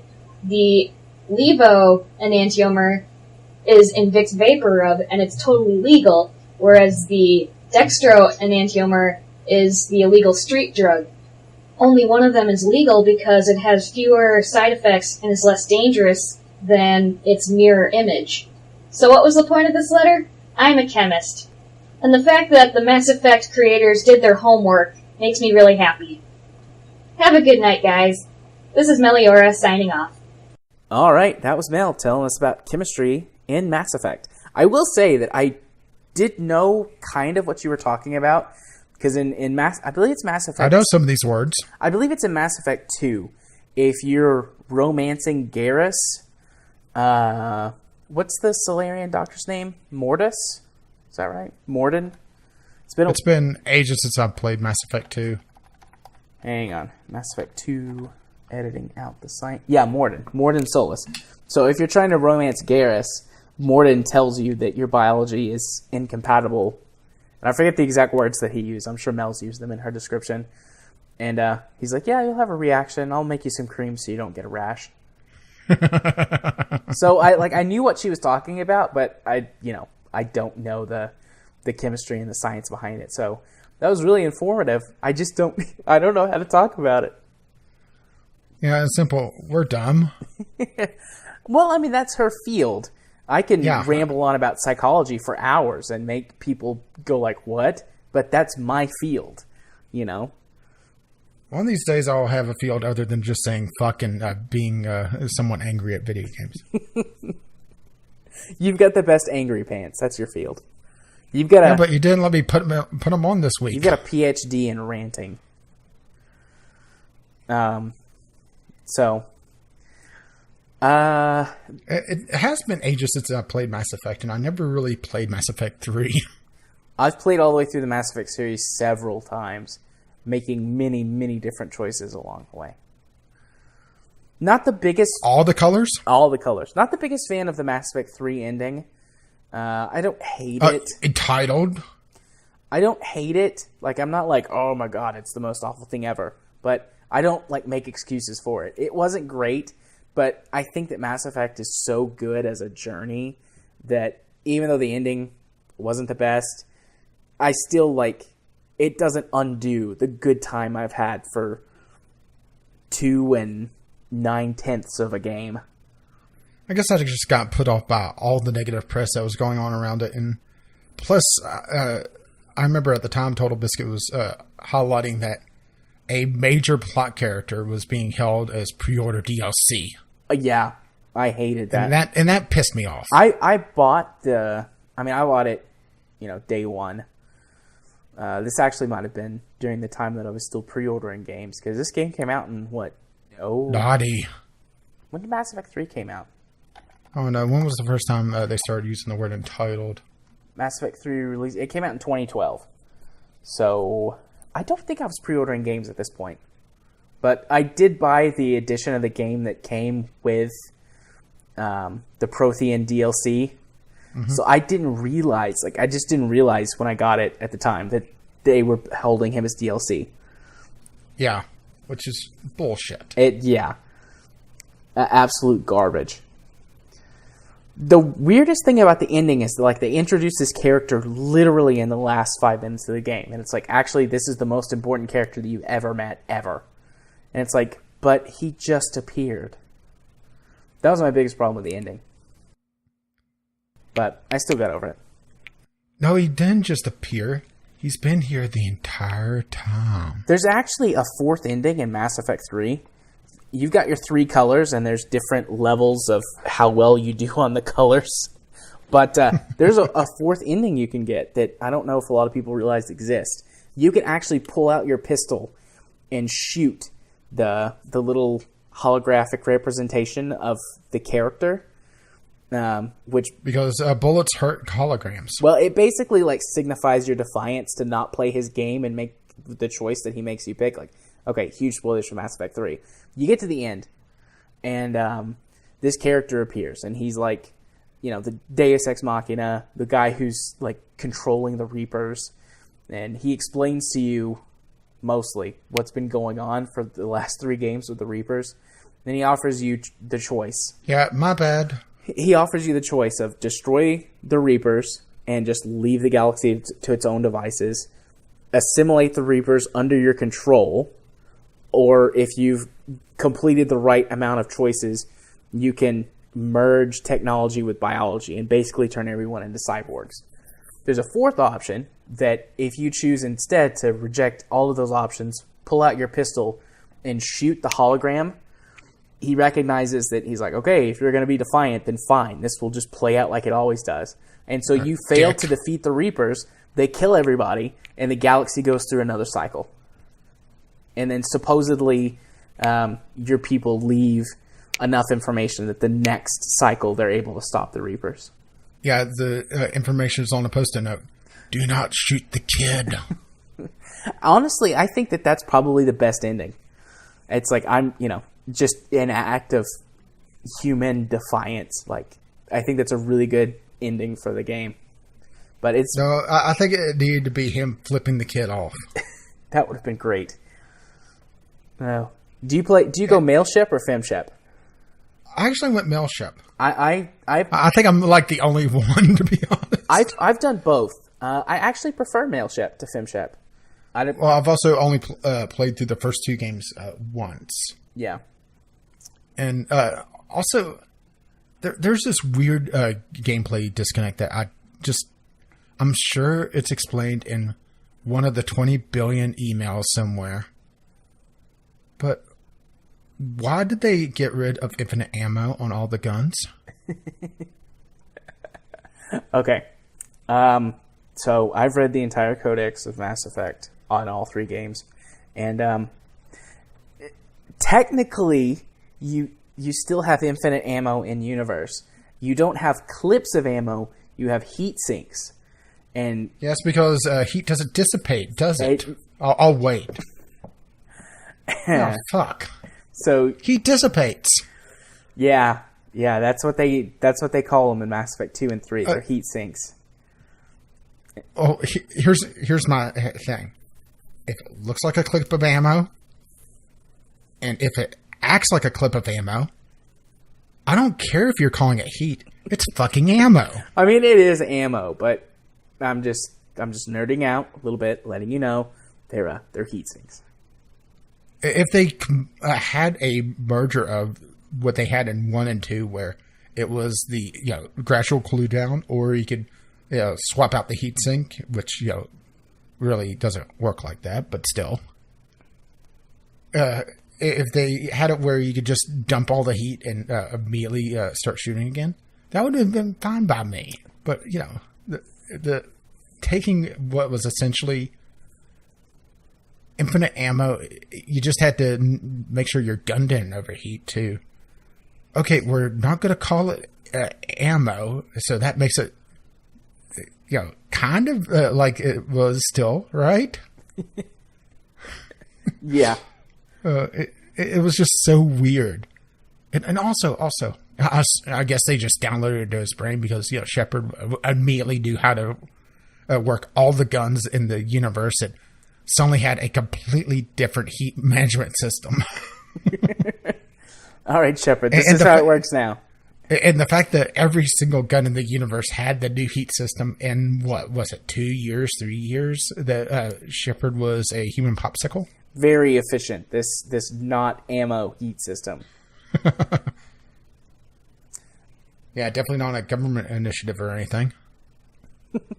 Okay, last Mass Effect thing, and then we should move on. Did you ever, since you've played Mass Effect 2, did you ever see, I already forgot his name, Morden? Singing Gilbert and Sullivan? Oh, yes, I saw that. Yes, I'm definitely going to put some audio of that in right about now. I'm sorry. I know that was important, but you performed Gilbert and Sullivan? I am the very model of a scientist Solarian. I've studied species Turian, Asari, and Batarian. I'm quite good at genetics as a subset of biology because I am an expert, which I know is a tautology. My xenoscience studies range from urban to agrarian. I am the very model of a scientist Solarian. Yeah, good stuff. Yeah, that caught me completely off guard because I hadn't looked up anything about Mass Effect 2 and I was just playing it along. Mm-hmm. Well, until I got to the suicide mission. And found out, okay, I need to have this, and this done. Which meant I kind of, sacrificed my crew. But yeah, that caught me completely off guard, and I was just laughing my ass off. Yep. Okay, well, thank you, Mel, for a wonderful letter that led into a discussion that did not do it justice. I would love to hear more chemistry-based letters from you. Yeah, sorry, but we didn't really have anything to say about the chemistry, so we didn't want to say, and thanks for writing. I will, okay, you sent us this like literally minutes before we started recording. If it gets to us earlier next time, I'll do some homework and maybe I'll be able to sound smarter. Maybe. I'll just sit here and mispronounce everything. Okay. Speaking of mispronouncing everything. let's go on to our final letter, which is a text letter, which I need to pull up, from Kimmis. So who are we going to sacrifice, me or you? I'll go... Well, you definitely need to do the second paragraph so I don't embarrass myself again because Kimmis has kind of given up on me. Oh, the city, I guess? Yeah. Yeah. Even though he does have the pronunciation god there. Yep. I'll read the first couple of paragraphs and you can read a couple and we might stop to discuss, but I love how I skipped a bunch of stuff to save time and we've been doing this for like another 40 minutes. And that's not including the audio that's going to get taken up when I actually put the audio letters in and post. People were complaining about shorter episodes. Yep. Okay. Also, I wanted to go to bed. All right. Here we go. From Kimmis. Hi there. I'm writing this letter just a couple of hours before the podcast recording because I felt like relaying what I've been up to. Apologies for lack of proper structure. Didn't really have time to redact it. A usual script takes at least a day of writing and refining. Yep, know that. Which I didn't realize that he spent that much time on these, but it's greatly appreciated. Well, I mean, I don't spend that much time writing the script for this show, so. We have a script? or is that the thing that I threw out earlier? Yeah, that's the thing you throw away every week. I don't know why I keep writing it. First of all, on Friday, when this podcast is released, I should be back in Wrocław. The word in English looks like Wrocław.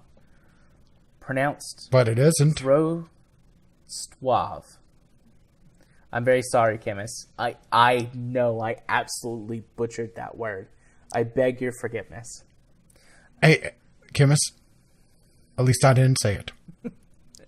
I have a couple of days to get used to living on my own again because on the 4th, I'm starting my 5th semester of computer science studies.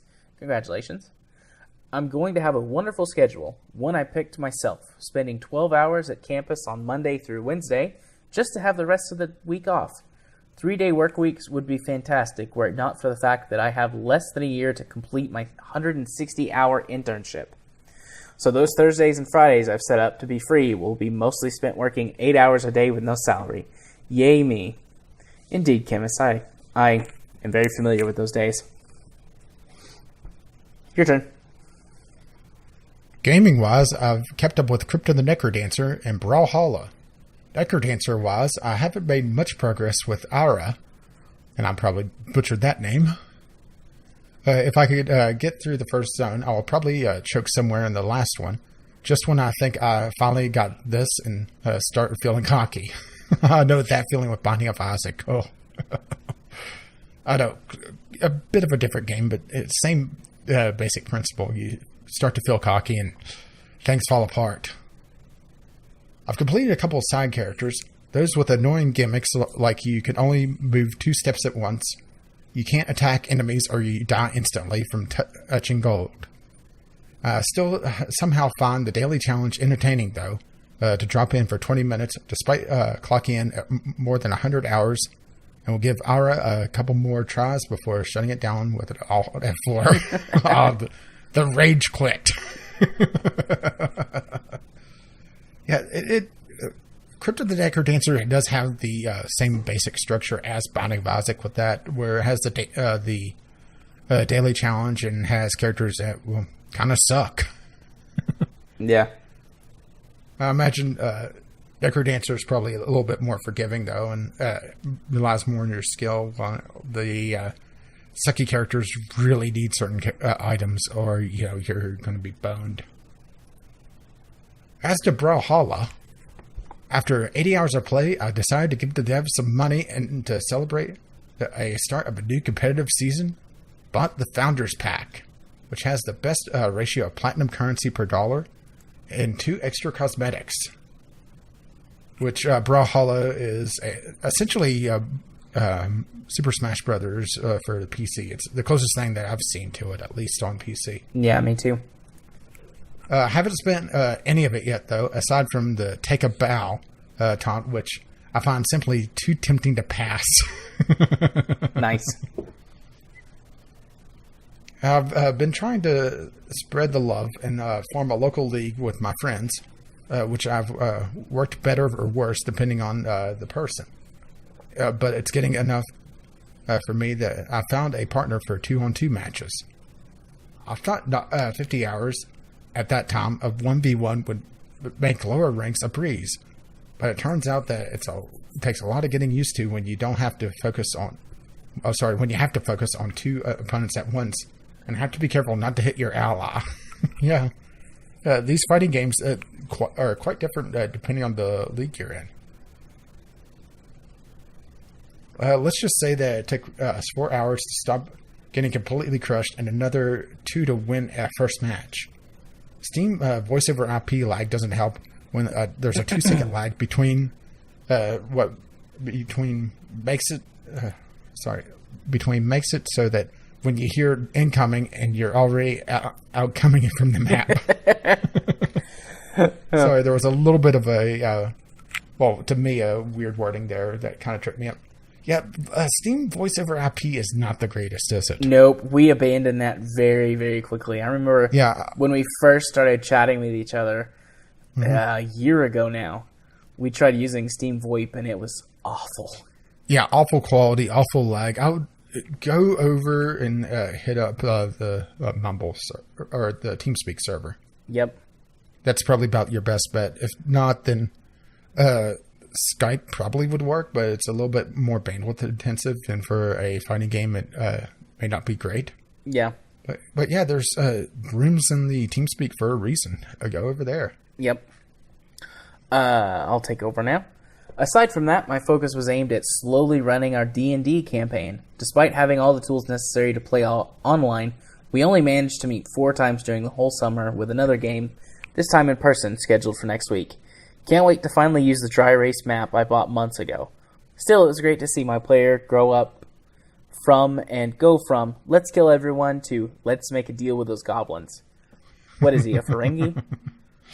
They're currently investigating a town overrun by bandits and are already suspicious of everyone, mainly because I wasn't well prepared and had to make up details on the fly, only to find the actual descriptions later on and having to retcon them as somebody spreading misinformation. Well, that's creative. Yeah. I loved being the dungeon master when I used to play D&D because I was really good at making up stories. Yeah, I never got to play D&D growing up. Not enough nerds in my area, I guess. Yeah, I live out in the middle of nowhere.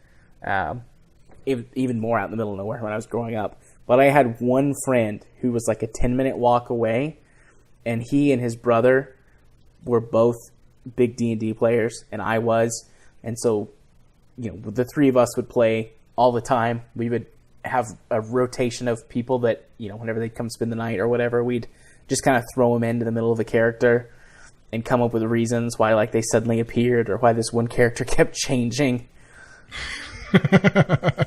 And, I was always good at making up stories, so I just became the dungeon master. It was fun. I miss those days. Anyways, and finally, for whatever reason, I went back to 3D design in Blender. Not 3D design in Blender. Not sure what that is.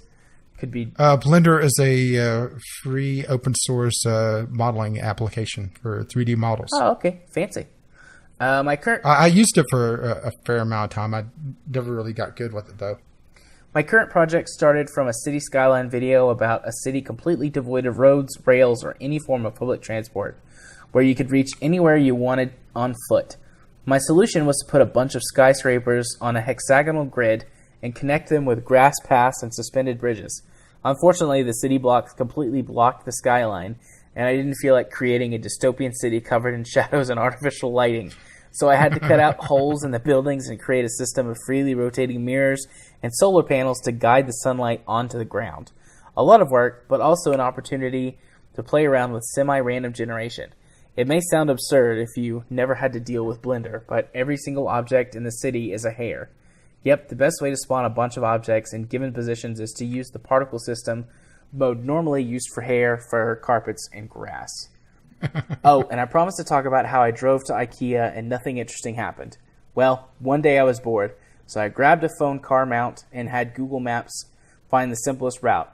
At IKEA, I bought a triple charging adapter and a bedside table. put them in the trunk, and went back home. Chemist signing off.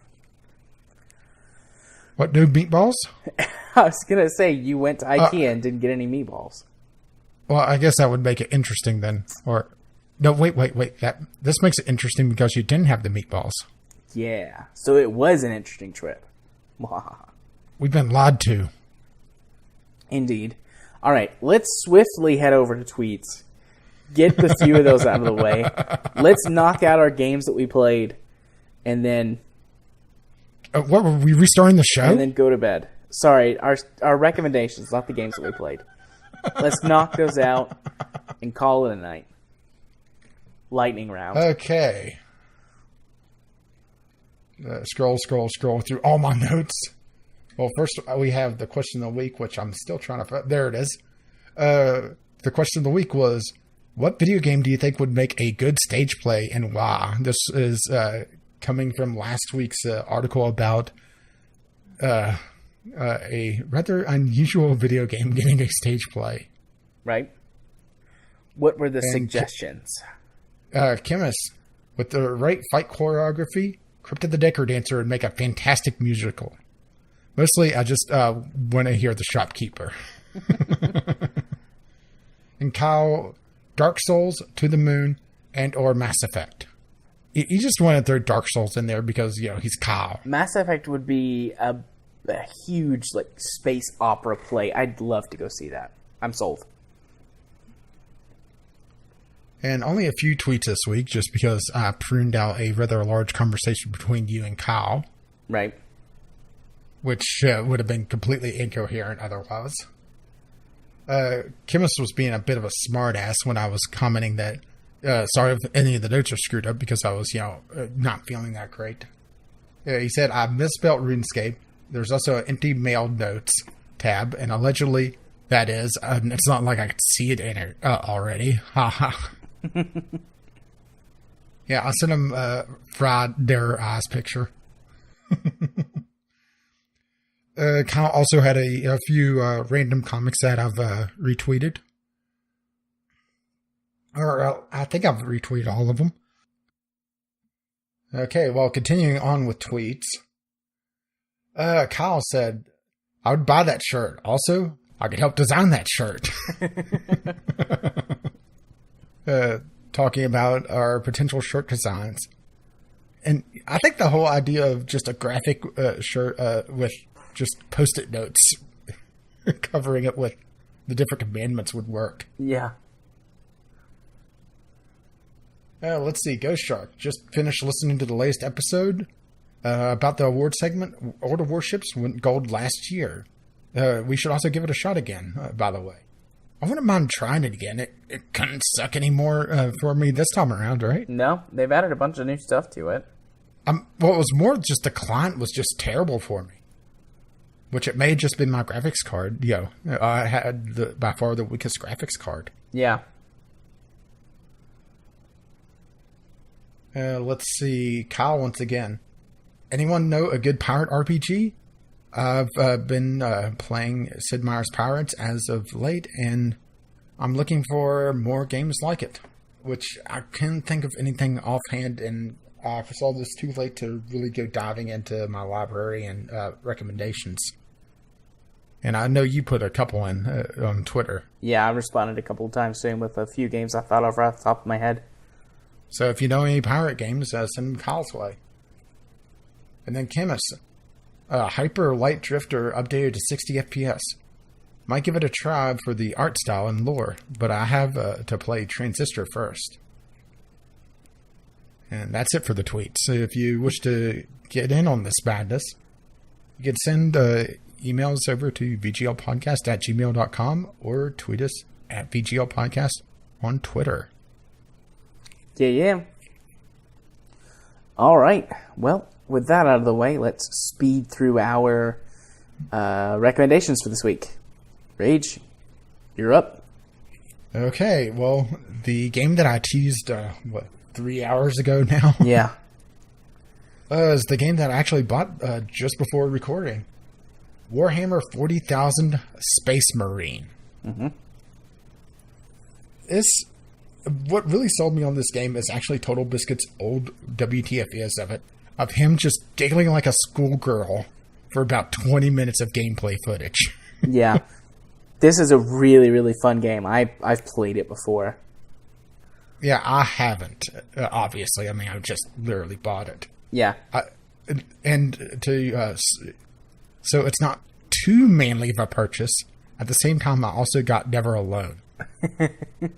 Okay. Complete mood whiplash, which that's not my second choice, by the way. Never Alone has a short sale going on right now. So that doesn't count. But that is a third option if you wish to keep an eye on in the future. I've never played it, but it is a short game about a Inuit girl.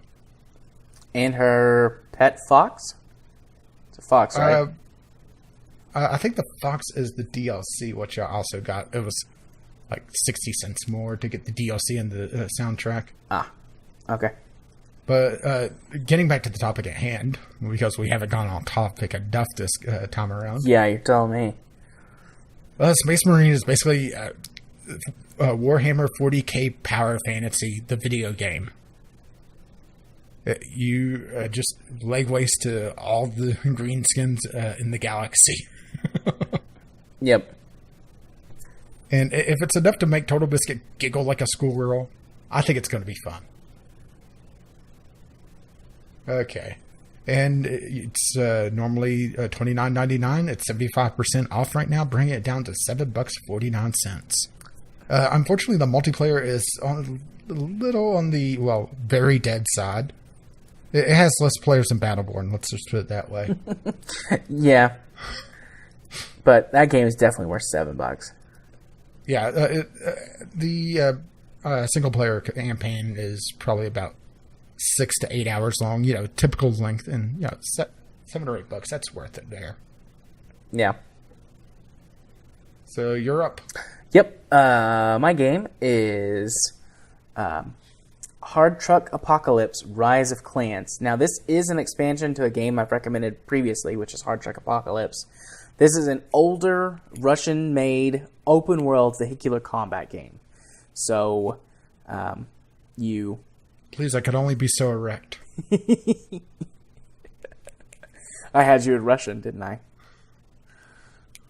I? Anyways, it's a third-person RPG where you develop your driver skills, and then you build combat vehicles. You start with really crappy vans or whatever, and eventually you move up to basically tanks that you've made out of construction equipment. It's wonderful and amazing. The English voice acting in it is comically bad, and it's a fairly old game, so it will run on a potato. Yeah, but according to the reviews, not Windows 7 64-bit. No, do make sure to run it in Windows XP compatibility mode. And remember, this is an expansion, so you have to have Hard Truck Apocalypse.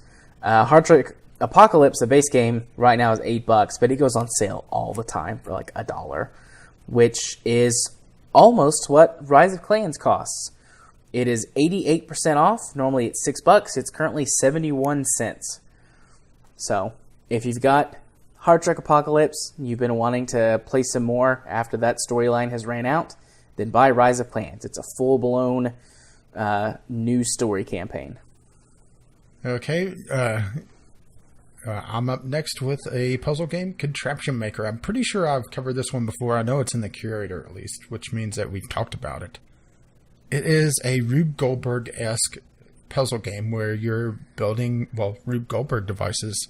And if you don't know what a Rube Goldberg device is, it's a device that does something that is normally very simple. For example, turning on a light in a very complex way. The trailer for it actually gives you a really good idea of just how stupidly complex it could get. And this is a strange sale just because of how they sell the game in general. They sell it in 2-packs, but the thing is that it doesn't really have a co-op mode.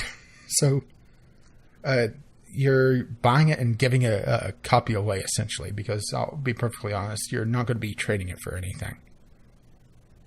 If you've ever played The Incredible Machine, this is actually from the makers of The Incredible Machine. And it's probably the best of the modern Rube Goldberg device puzzle games I've played, and I've played a fair amount of them. Yeah. We'll say that it's not exactly a looker. I mean, it's very cartoony, so don't expect to have huge graphical fidelity on it, but it gets the job done, and it's a lot of fun on the cheap. Normally, it's only $6.99. It's 85% off, bringing it down to $1.04 for 2 copies. I'm going to buy this game right now. Anyone who's listening to the podcast, if you want the second copy, let me know. It's going to be first come, first serve. So whoever, once somebody claims it, I'll post on Twitter that it's gone. But yeah, this looks fun. I like to play games like this every once in a while. Since I get 2 copies, why not give one away? I have to log into Steam again. That's stupid. Whatever. Well, if you buy through the website, you always have to confirm your password, no matter what. Yeah. Oh, and it also has training cards, so it's knocking off even more. And purchase. And I've got my... And I will say that the starting puzzles are pretty easy, but they do get very complex. And there is Steam Workshop support, and it has quite a bit of content for a low price tag. Yep. And remember, I just bought it, so if you want it, let me know. Here it is in my Steam inventory. Password. Oh, wait, the password's later. Yeah, the password's later. But, yep. Contraption Maker. All right, well, my second game is Prototype 2. The Prototype series is an open world series where you play basically a monster with transforming powers and murder everybody powers.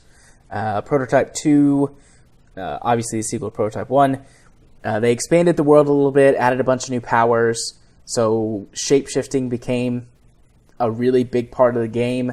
You have tentacles that you can grow from your arms and use to attack enemies or move around. It's really mobility based, and it's got some really wacky stuff in it. You can grab a grandma on the street, take her to the top of a building, throw her off the top of that building, jump down, use your tentacles to bisect her, and then go do it again. And I don't know of any other game where that you can bisect a grandmother with tentacles. Well, at least that's originally in English. Yeah. But yeah, it's just a really fun kind of wacky open world game. Back when, open world games are still popular, but we went through especially if you're Ubisoft. Yeah, but we went through a really, really big surge a few years ago that has been kind of tapering off.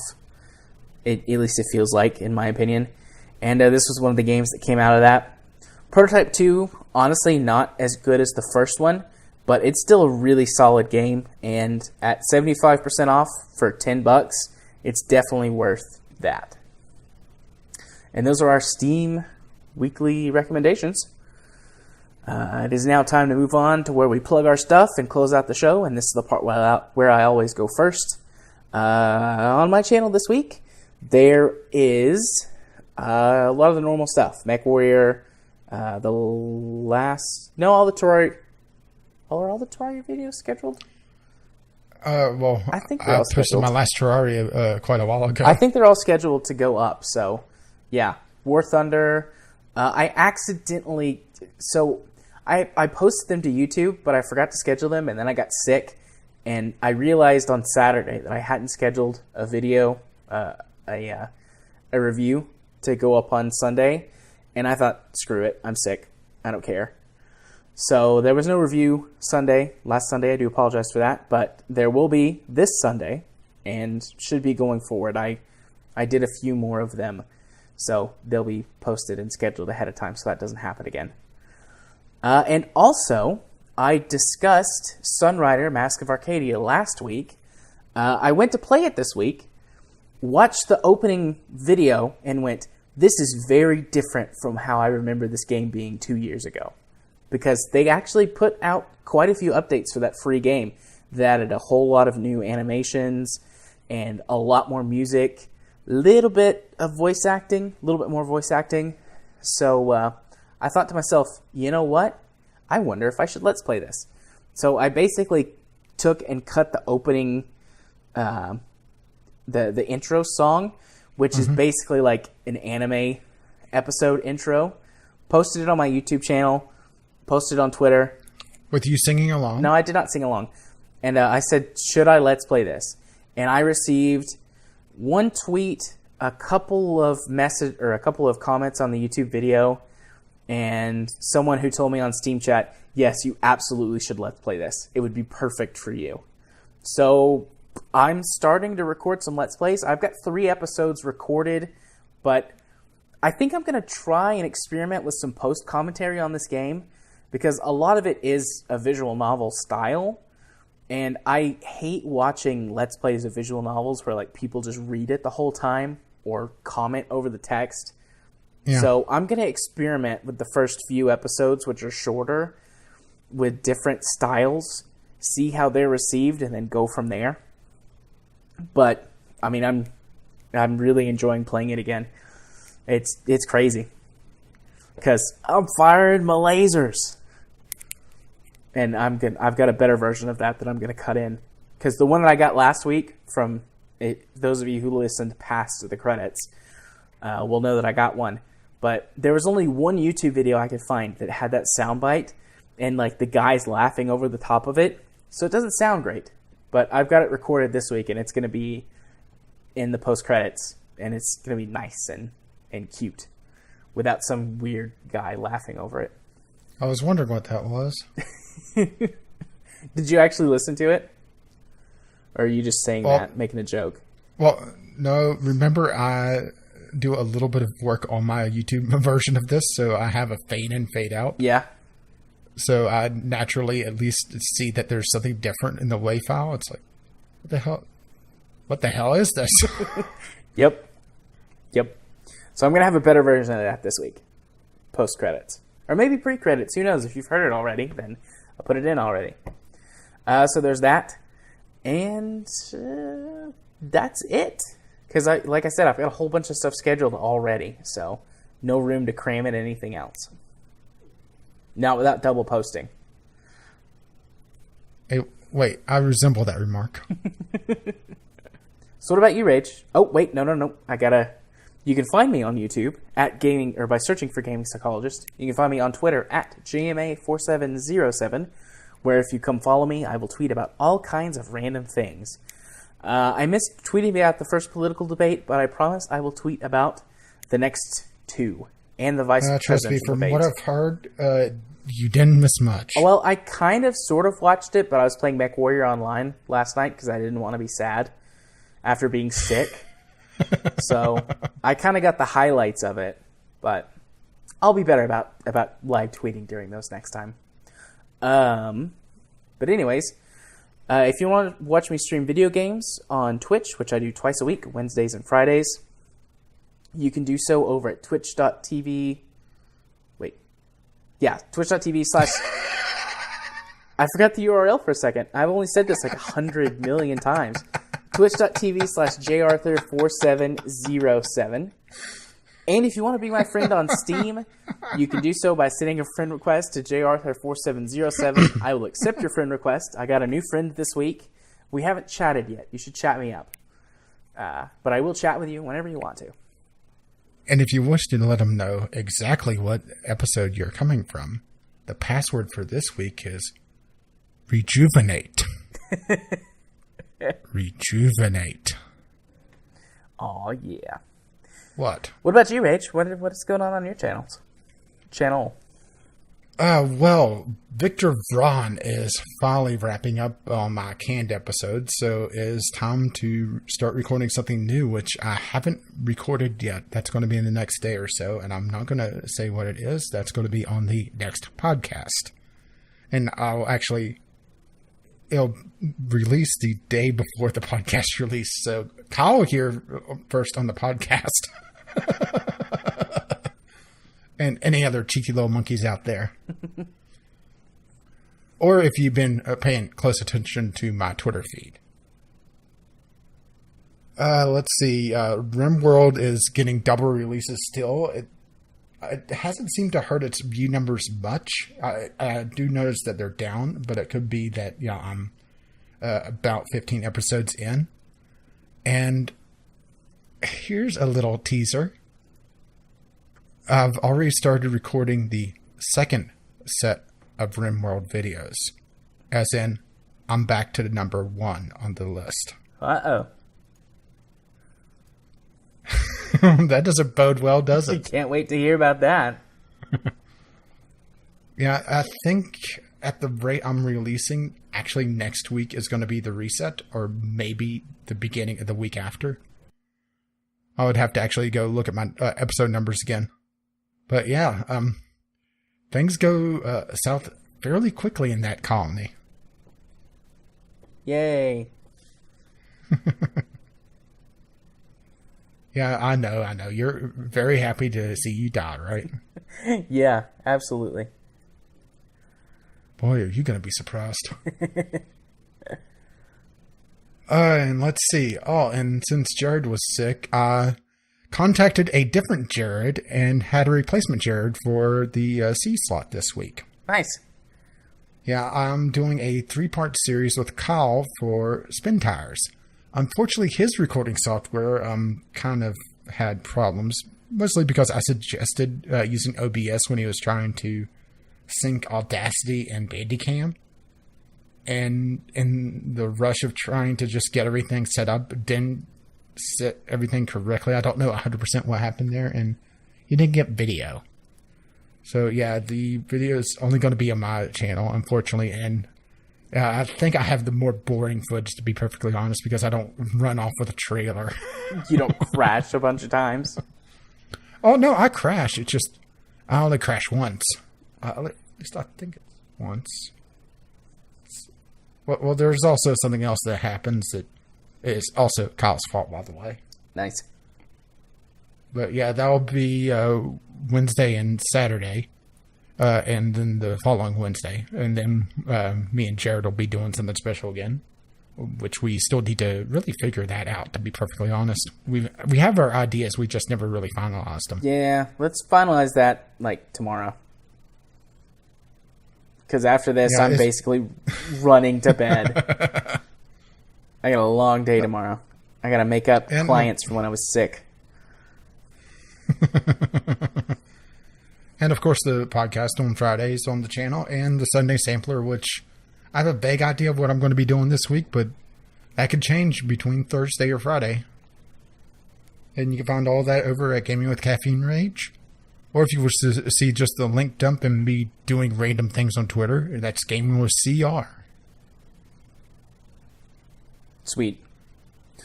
Yep. Well, plug our... Sorry.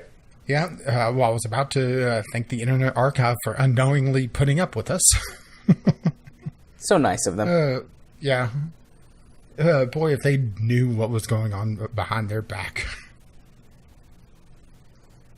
And, well, if you wish to contribute once again to the podcast, you could do so by sending your emails or either text or audio.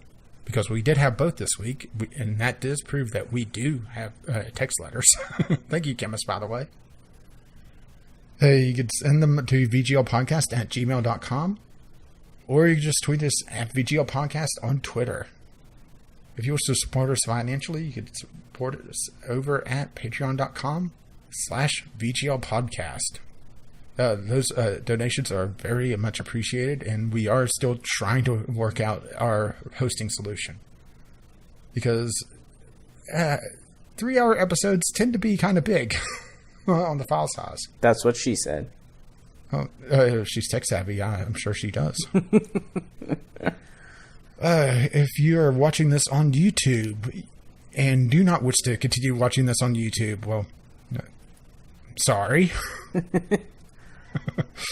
But you can find our RSS feed at videogamelogicpodcast.blogspot.com, or you just get us on iTunes or Google Play or any other random video or random podcast site that Jared may have found, if he doesn't have to plug this week.